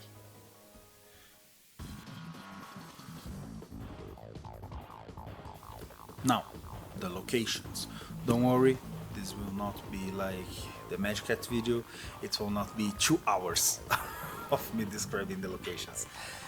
We have just a few different locations because even though the map is extensive, the locations themselves are fairly separated into 6 categories, the 6 chapters. I'll talk about each of them with their bosses in the order they mostly will be found in. Also, be of note when I say environment when describing each stage, I mean the part of the stage you interact with, the floor, walls, ceilings. The background and foreground are the decorative elements, you don't interact with them. Stage 1, Itsuari no Mori, the Forest of Lies or False Forest. Deedlit finds herself waking up when starting the game in a place with grey stone blocks as the environment. Some of it turns into a grassy cave-like place with lots of constructed pillars and such, as if both the cave and castle were fused together haphazardly. A beautiful background of trees and a waterfall complement the look masterfully. I love it. Some enemies in this first section include goblins, imps and wolves. You know, that standard start of D&D stuff. At a point, after getting both the elemental spirits, the background starts changing. You have a wall behind you. You are mostly in a castle with grey bricks, ornate pillars, lots of statues. You then find your first bow, have puzzles to do right away with it, with specific points of the environment in metal to ricochet the arrow. Some new enemies include lizardmen and gargoyles. In this first section you find both your elemental spirits to equip and your first spell, Will-O-Wisp, and a shop with Gimp. You know you encounter a boss room when there's a green fog bordering the entrance of a room. Behind each boss room there's usually a safe room with the meat on the hook, for it to return. The first boss you encounter is Abram, a snake-like water dragon. In this arena there are 2 water spots at the ends of the room, but you don't interact with them. The arena itself is larger than the screen. The water spots, as I said, are covered, so you stay on land the entire time. The boss will just jump from one end to another and sometimes peek out. He has lots of different attacks. I like it very much, especially considering this is the first boss of the game. It really shows that the boss are the highlight of everything here. He will shoot out a water cannon from the bottom of the screen, shoots either fire or wind spheres in a shield pattern, change to the corresponding element here. He rushes from one end of the screen to another, either close to the ground or in an arch. He goes to the background to shoot water balls at you. I love this. Lots of different attacks, stay on your toes. I love it, I love this fight. After the boss you get a weapon and the slide ability. Enemies after this boss include mummies and dragon tooth warriors. When they are killed, they respawn after a few seconds. So don't need to bother killing them over and over, they will not die. After a while, the second boss you encounter is Pyrotes, the Dark Elf, in once again a big rectangular arena. She has also a good number of attacks. She attacks with her sword, jumps and throws knives, has a chain attack that grabs you, and she can shoot out fire elemental spheres. I love this fight. It's again for a start of the game fight. It's fairly difficult. I enjoy it very much. I approve it. Deal with her, and you will be on your way to Stage 2, Hono no Gankutsu, or Cave of Flames. The environments here are more run down than the castle environment. It has a background of wood beams with yellow and green wall, loads of wooden windows, but still has a lot of statues. Also, as the name suggests, it includes a cave with magma blow all over the floor. The floor is lava.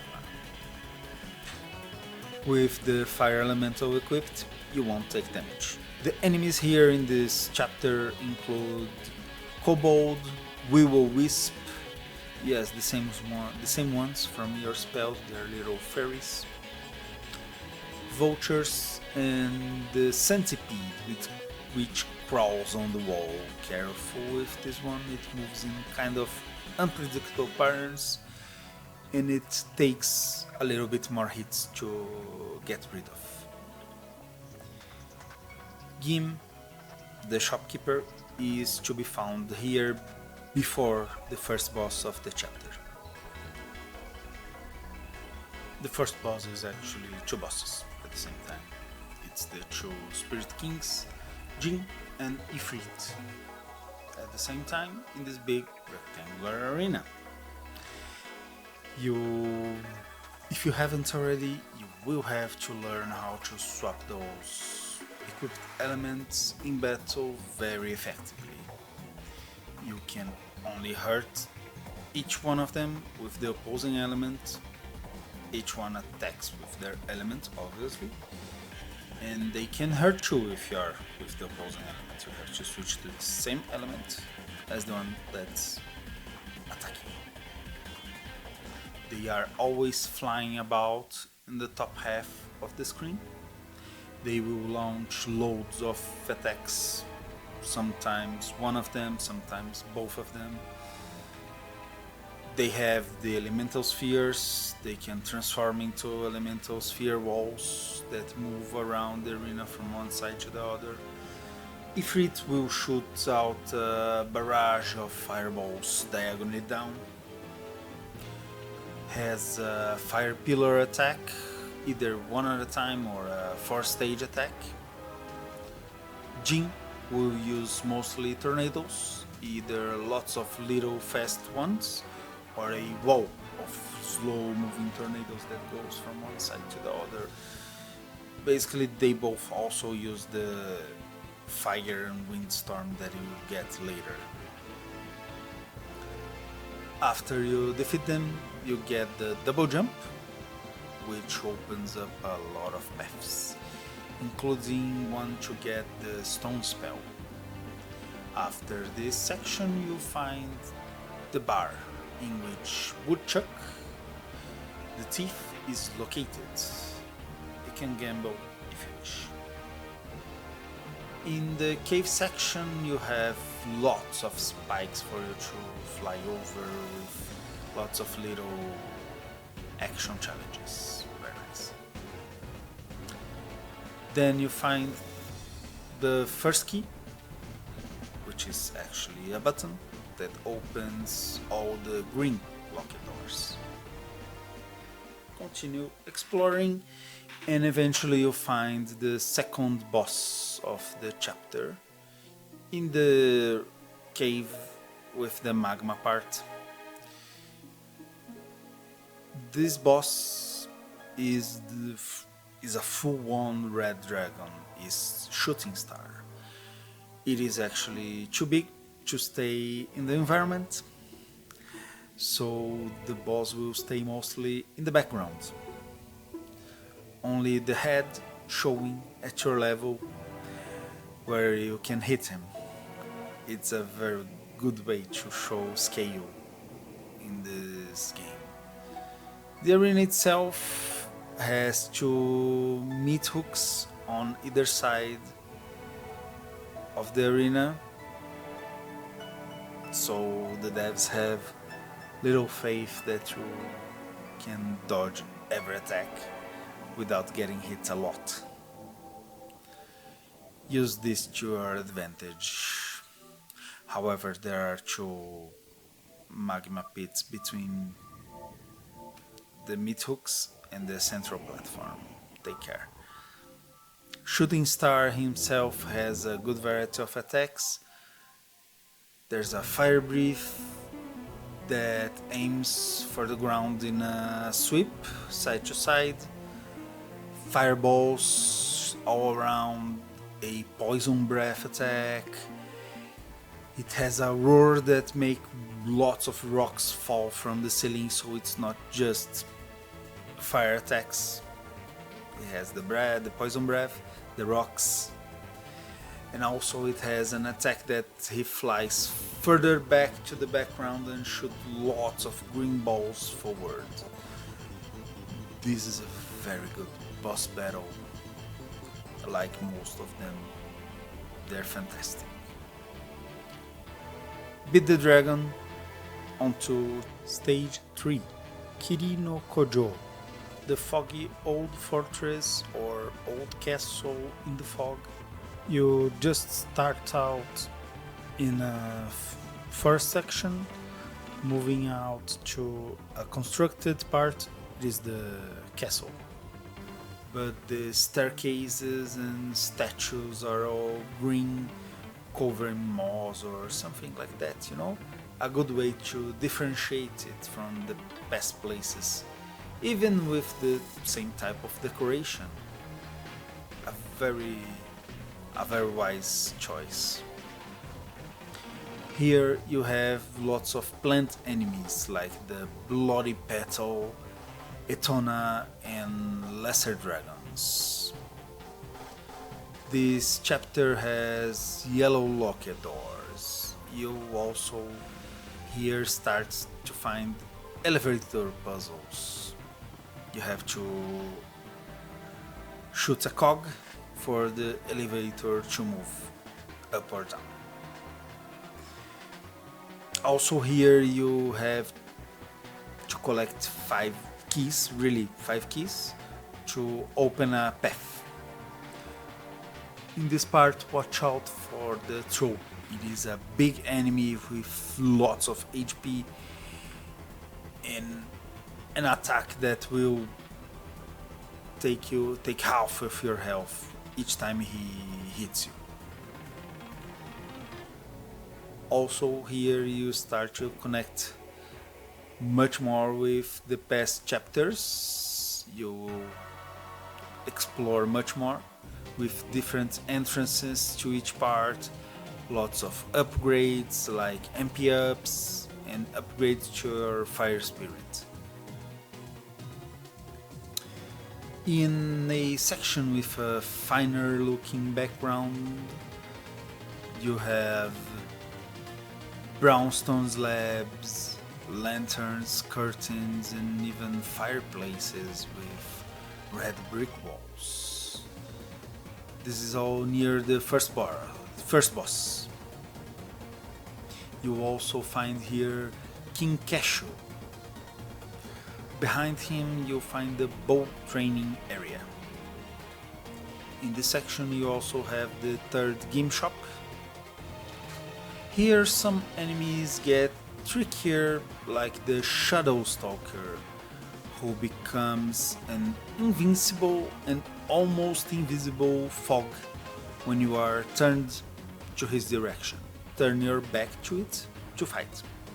You have lots of options like the Will-O-Wisp, two-handed sword, etc.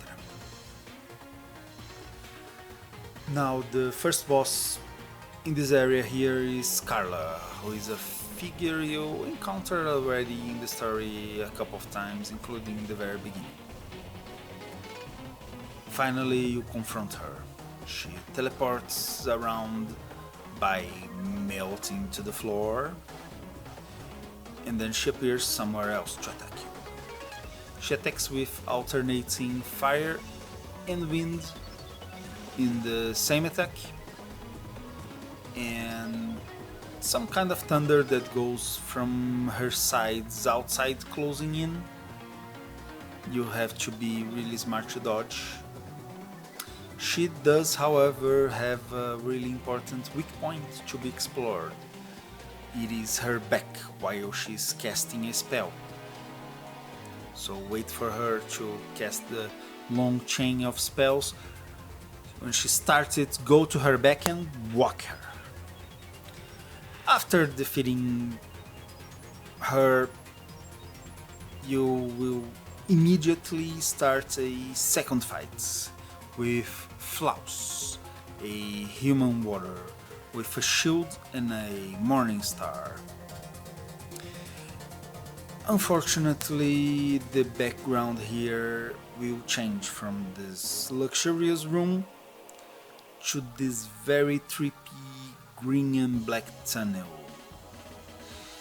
This part gave me a lot of trouble, not because of the fight itself is fairly difficult, but this background, it distracted me a lot, and I'm very sure I took a lot of unnecessary hits and died a lot because of this effect.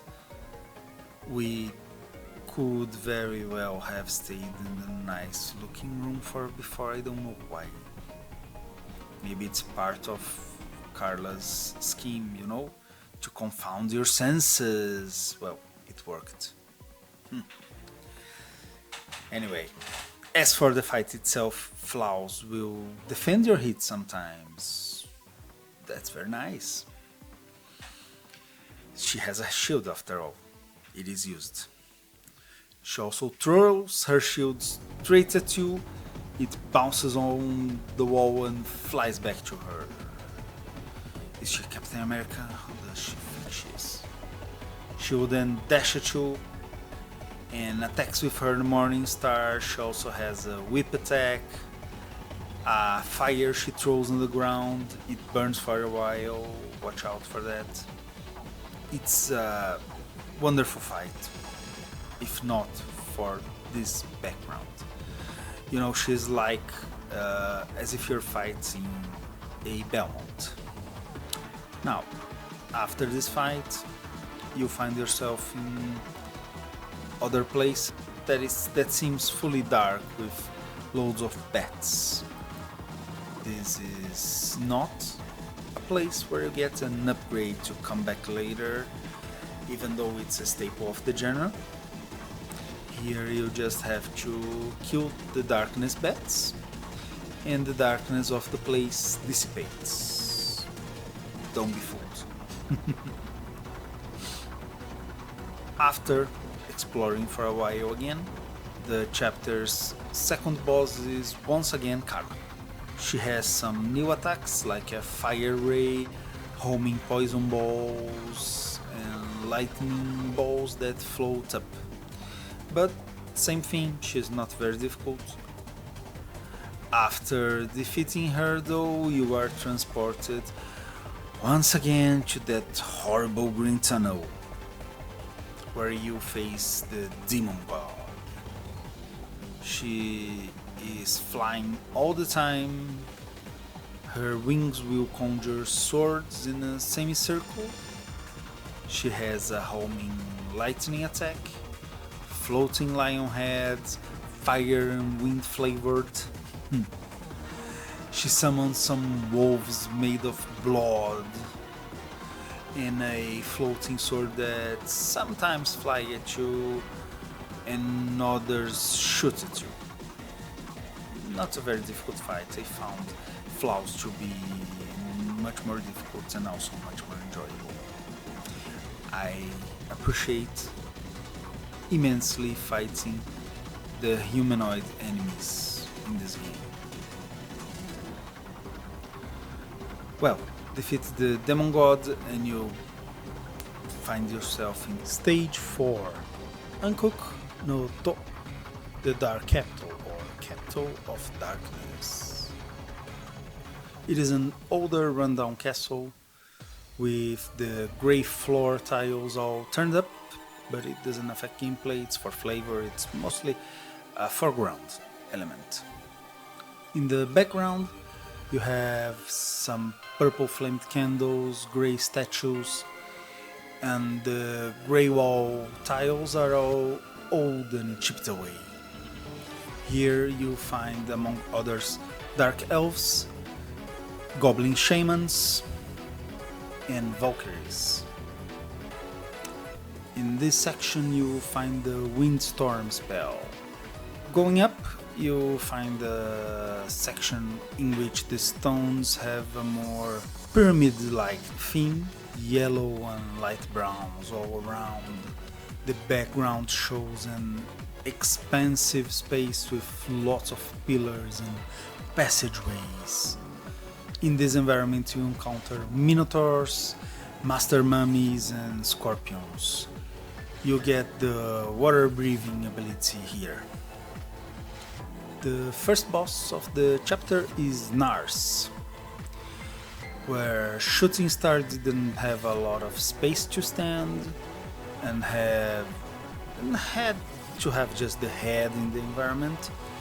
Nars, the black dragon, is a gargantuan creature that occupies most of this very big arena. It doesn't even have a ceiling, so he can go up. Nars shoots both elemental spheres in big numbers as a breath, jumps at you to the front, have a purple breath, attack from the arena, and outside it too. He goes to the background. He summons a purple rain in a diagonal or downwards if he goes to the background. He also summons lots of elemental sphere walls. That's a very big attack variety. Very good fight, I love it. All the boss fights, as I said, marvelous. The second boss you encounter is the rematch with Pyrotas, but this time, considering what happened in an earlier cutscene, I will not spoil it. Your character is very angry at her. You are still in a big rectangular arena. She attacks with all her past attacks, the sword, the jump and throw knives, the grabbing chain attack, shooting out fire elemental spheres, and adds a couple more to those. She can summon those big swords with the cog that you encounter as puzzles earlier. She throws them, they stay on the field and will hurt you if you touch them, of course, unless or until you shoot an arrow at the cog to make the sword go away. Very nice. She also throws a chain at you. At about half health, she starts using some orbs to conjure spells that include wind blades, fire all over the ground. A very good fight, I love it so much. After defeating her, you fall into a dream. You wake up in your house, a cabin made of wood, but everything is of a sepia tone with a heavy fog. Outside there's a forest. You go through the forest, there's a cutscene, etc., and then you come back. Stage 5, Kishi no Kan, the Hall of Knights. This place is a little more ornate and seems well maintained. There's a black stone floor, ceiling too, and marble stairs compose the environment. You even have carpet at some places. The background is beautiful with candelabra in the ceiling full of blue flames, wallpaper with elaborate patterns when it's not full of black tiles, and fireplaces with the same bluish colored flames. Pristine place. I love it. The enemies here include Wright, Griffons, and Gnomes. The first boss of the chapter is Emperor Bell.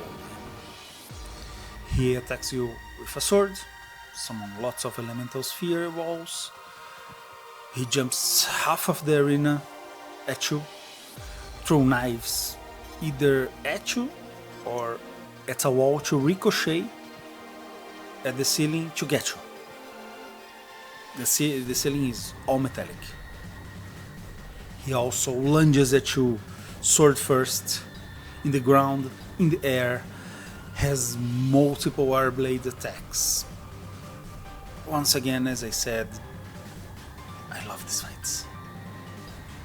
I want a boss rush battle game full of humanoid enemies for the elite for the next time. Anyway,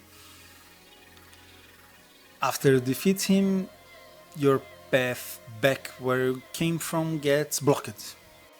You get Windstorm. Don't confuse it with Windstorm with space. This is Windstorm without space. It is the high jump.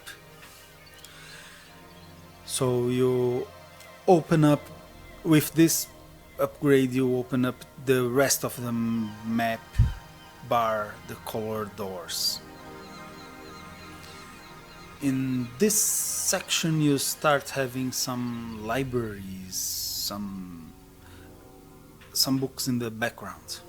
Very nice. An enemy of note here is the Oak. It's this wooden puppet with a big sword. When killed, they respawn after a couple of seconds. Get to a place where you find 5 of them and kill them no-stop. Kill them. Just keep killing them. Respawn kill, respawn kill, respawn kill. You get a very good weapon, one of the best in the games, and an achievement tree. More on that on ending, completion, and achievements. The second boss of the chapter is Ashram. He will attack you with a sword combo that can change direction mid-combo. So if you are to his left, he starts comboing. You jump to his right to catch him off guard. He will hit you. He has the same lunge attack as Beld, same wind cutter as him. He has a whirlwind attack. He throws chains and knives like Parates. He has a dash where he leaves a trail of fire on the ground. He also teleports around, lots of attacks. After the first phase, when you deplete his HP, he transforms into this goop zombie. He has the same kind of combo attack, but now with his claws. He, lost his mind, his humanity. He has a projectile vomit attack, like the ones from the Metal Slug zombies. like these ones. I love it. Fortunately here it isn't a one-hit kill like that one's, but this attack will leave a trail of flame on the ground. Very dangerous. He shoots out a green energy sphere, either a big one or multiple small ones. He also have this very dangerous move where he turns into mist, divides into two, and they circle around the arena at a very high speed. You have to time your jumps very well here, or you will take a lot of damage and die. He will also jump at you. If he catches you, he will bite you a couple of times. I absolutely love this combat. After defeating Ashram, you will unlock another color door, the purple one, leading you to stage 6, Kyoko no Awari, Memory's End, or the end of the memory. Ooh, foreboding. Here the environment, floor walls and ceiling is covered in little mazes in the grey stone with this green glow. It is a shade of green you've seen already, but where all throughout the adventure some greens, you know? The background has the grey brick walls, statues and pillars with a couple of window types, but outside the windows it's all green too. The light sources have green cubes to illuminate the way. The base of the statues also show mazes with the green glow. It's all so very strange, you know? You're getting to the core of it. Here you'll encounter basilisks, manticores and lifeless kings. These guys you've seen before and you couldn't fight them at the time, but now you can. They all take multiple hits to take out. They all are like as if it were mini bosses of the other chapters. You also have Hagina Kang, a small flying dragon that actually changes its element after each attack and its color change. Very nice. I wish we had more enemies like this. Big enemies, you know? Mini bosses, if you will. Now, here, basically you have everything you need, all the upgrades. Go back and explore the rest of the map. Get more weapons. If you got the weapon in chapter 5, you for the sword you're ready to go. Get your HP and MP up to 150. Go do everything. Then come back and go into the green fog of the boss room, which is the beginning of the end. Yes, the first one. Usually there's 2 per chapter, right? Why am I talking about the first as if it was the last? Well, for that I'll have to warn of spoilers and say we have to take a good look at ending, completion and achievements.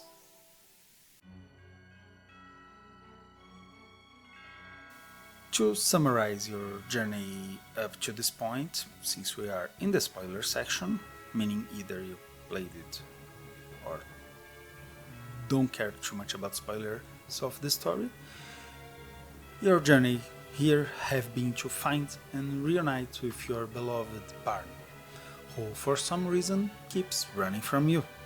What the hell? Then he seemingly got murdered by Pyrotess. That's why you got angry at her. Then you kill his murderer, but she comes back to life. And Carla came back to life too. And then Parn came back to life too. What's going on? What's going on? Speaking of Carla, she's back, and she's the first boss of chapter 6. The first of 3 bosses of the chapter is actually a boss rush. Very nice. Since the bosses don't scale their level to you, using your current level, equipment, and game knowledge that you gain throughout this adventure, most of them will be very easy to dispatch, much faster than before. After each boss also, an HP, MP, and spirit recovery items will appear floating in the arena.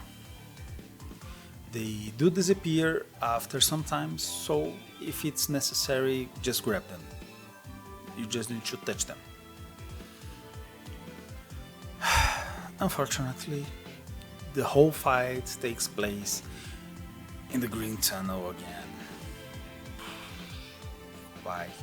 Why use this? Anyway,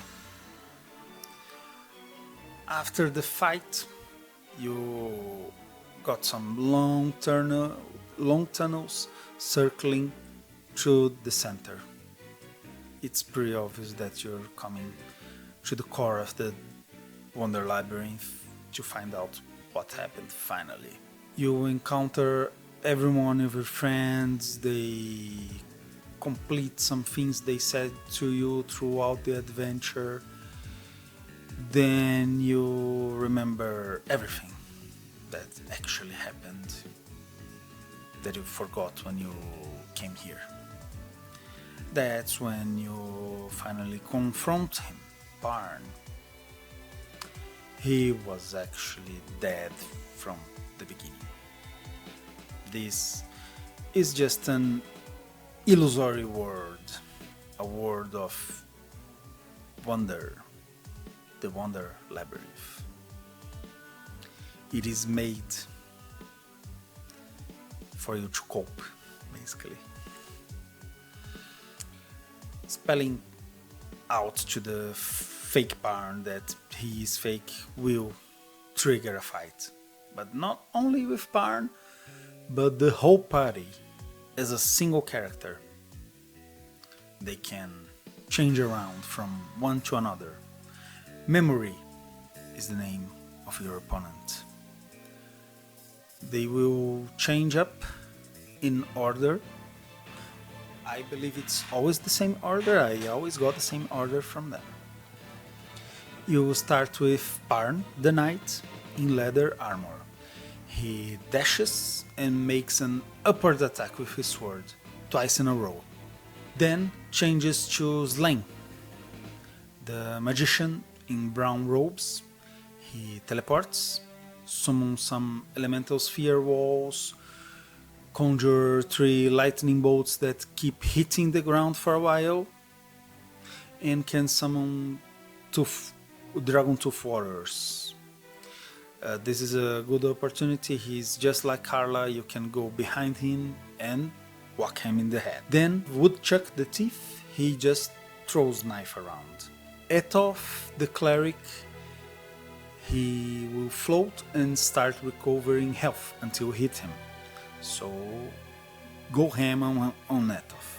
Finally you have Gim the dwarf. He will charge at you. He will throw his axe either straight or in an arc, and it will return to him. And then back to Parn. The cycle continues until you defeat him. When you defeat Memory, the wall will crumble. A further wall of blocks and green mist moves upward. Then a giant Parn appears and transforms into his real form.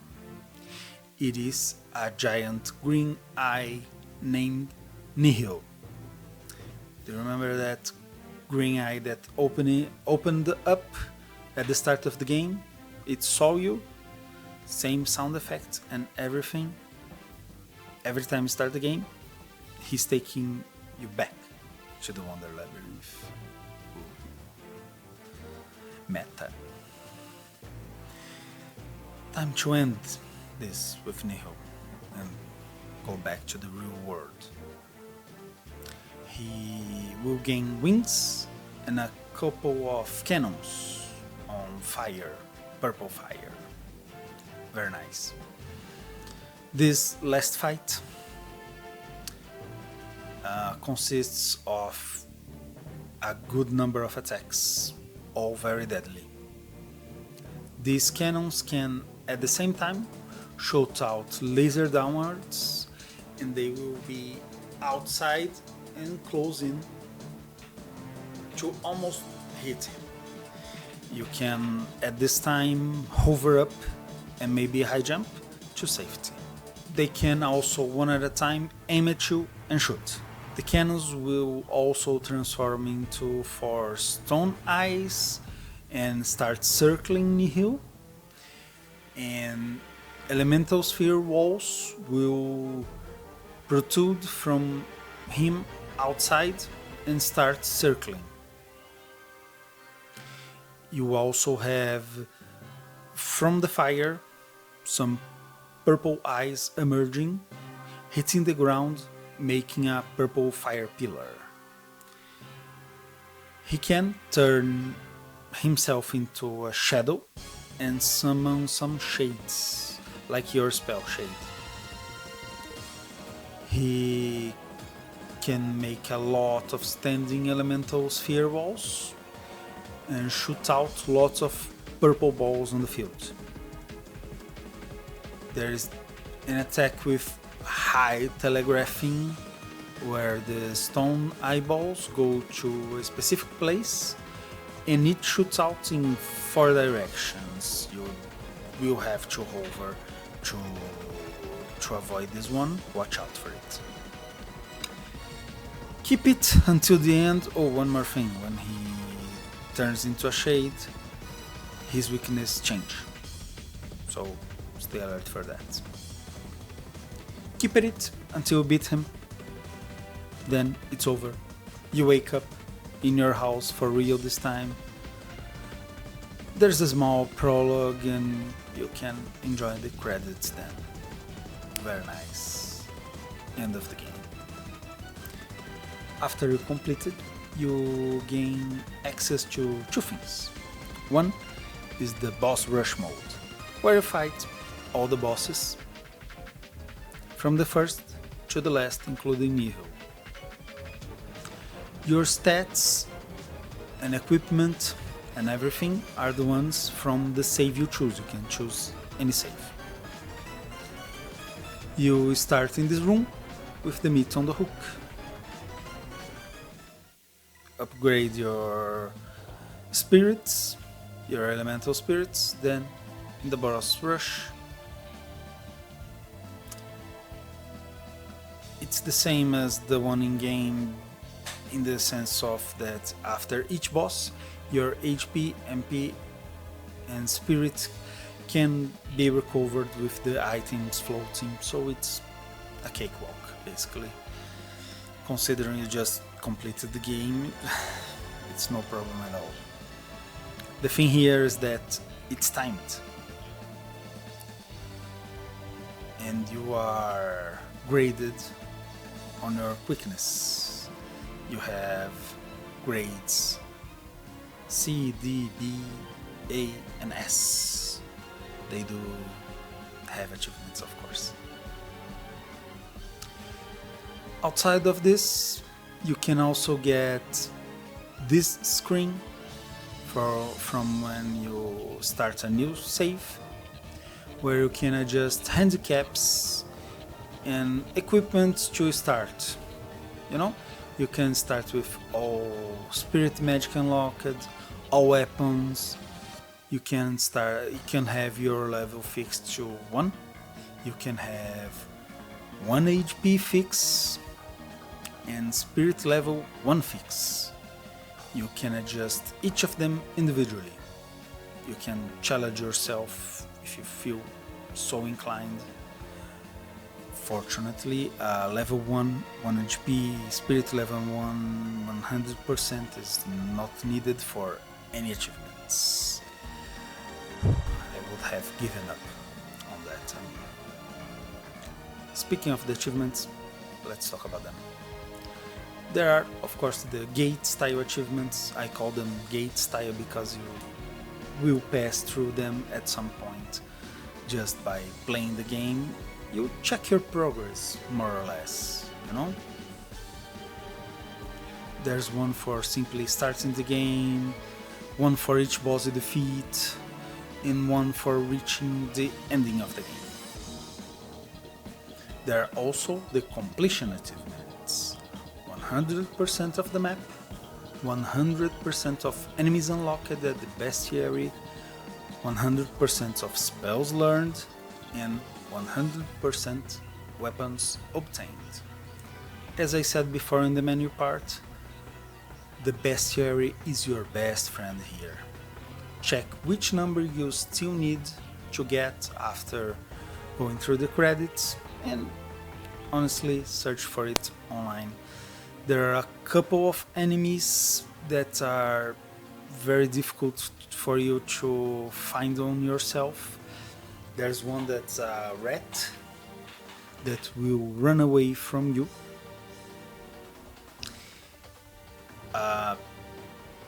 Use the invisibility spell so you can get near him and kill. The other one you usually won't find on your own is a statue that turns alive, and then you fight it, but you have to be near it and wait for a while. Check them out, you'll find them. Also, the weapons. There's more than a couple of weapons that are basically impossible to find on your own, including that one that you have to jump 50 times on the floor. Why? There's also one achievement that is kinda cryptic and hard to find without a guide. It's called Reformation, with the following description. Use spirits to automatically increase your level. It also has the image of Sylph, your wind elemental spirit. Tell me, what do you think you must do to get this achievement?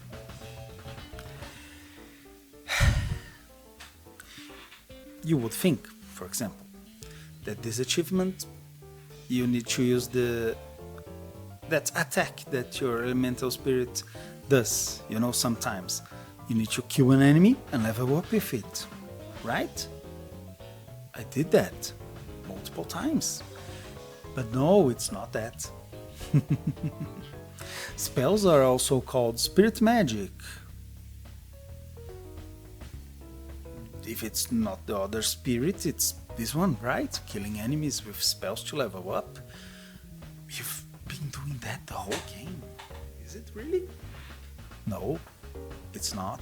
Wrong again. It's those respawning enemies. The Dragon Tooth Warrior and Oak. Those two guys. They are also called spirits. Why? Why do you do that? Don't do it. Don't translate lots of different things with the same name. It's mental. Anyway, to get this achievement, you kill them until you get a dialogue of Deedlit saying, "Oh, I shouldn't be leveling up like this. I should instead go and..." You know, it's the dev saying, "Oh, stop grinding like this. Go and play the game." As I said before, keep killing the oaks, they will drop the, I think, second or third best sword in the game. And also, you need that sword for 100% sword completion. You 2 achievements with 1 enemy. Anyway, but you won't know that at first, especially if you look at the achievement description. There are a couple of extra achievements, one for attacking Gim, the shopkeeper, one for betting all your money, gambling. There's also one for reaching S rank in the bow challenge. There's also 3 achievements for hitting B, A and S on boss rush. Fairly standard stuff. If you like this game, I don't see why you wouldn't like this game. They are fairly simple and fun to get.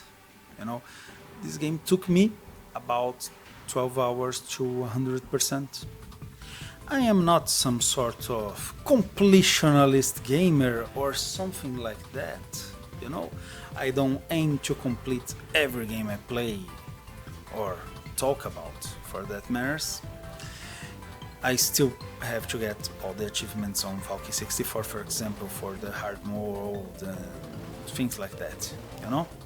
But if possible, I do like to get every achievement. It's like a little badge. Oh, you did everything in the game. It's a nice extrinsic incentive to go out of your way to get everything or try out different things you wouldn't normally. I wouldn't go after the bow challenge, for example, if it weren't for the achievement. But it's a very fun thing to do. I loved these games. This game. The other games I talked about too. But this game is the gorgeous flowing graphics, the excellent music helped really the perfectly tuned gameplay shine even more, you know? But this is basically the conclusion. Why don't we talk about our wish list and conclusion?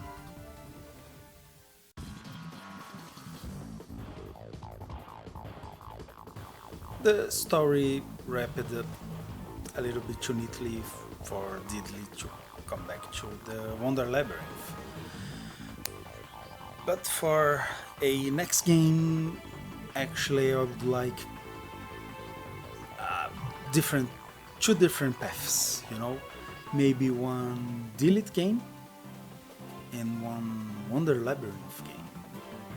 For a Deedlit game,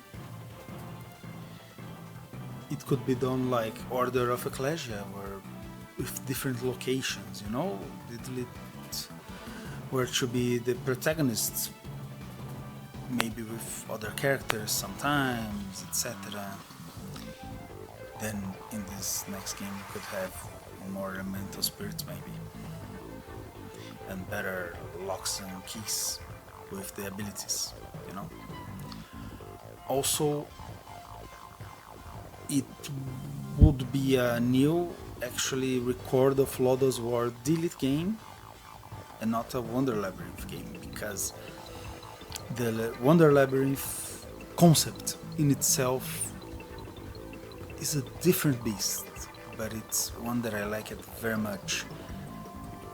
You know, you could have basically any franchise you want, any licensed game, be in this Metroidvania style inside the Wonder Labyrinth, you know? You could have, for example, have Dragon Ball. You could have Goku being either a child or an adult. You got marvelous gameplay with different attacks being unlocked instead of weapons, Kamehameha sometimes, etc. You got his staff, martial arts moves. The gates could be a giant boulder requiring a certain move, or Quinto that golden cloud he rides. For flying around the stage, you could, you know, fly around all the time. with him as a kid.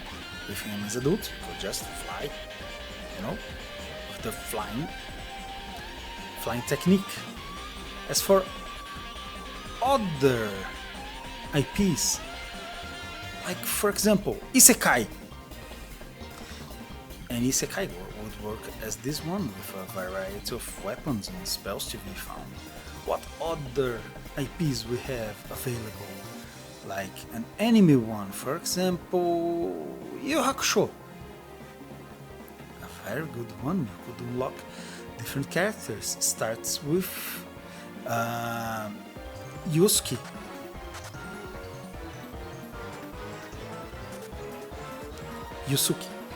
Sorry, my brain went another place.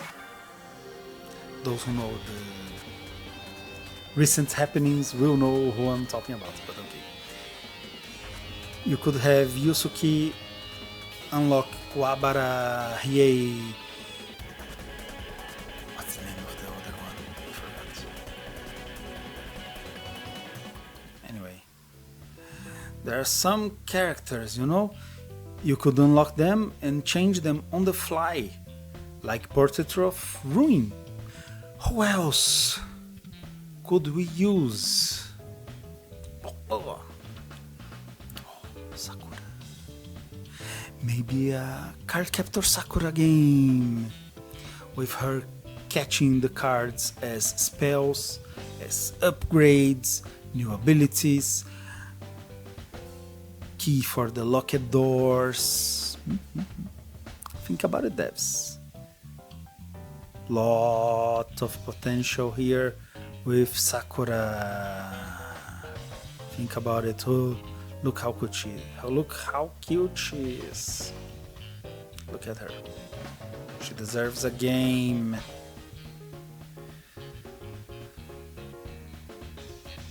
Go rest.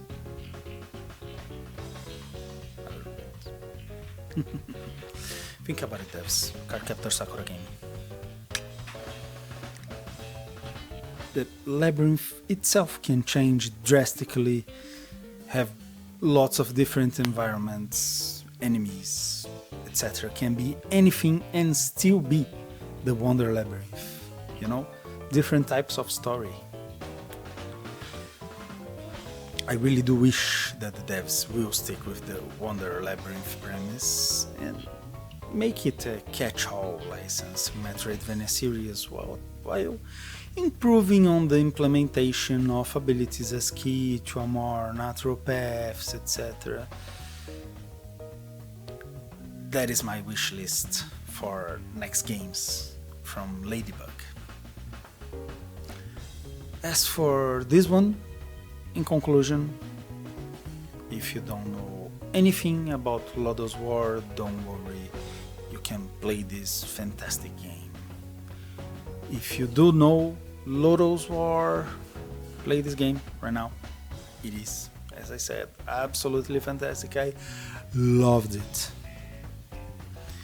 And devs, if you sell more copies of the game, because my video reached like 1 million people and got 1 million copies sold, please think about one about Cardcaptor Sakura in the Wonder Labyrinth.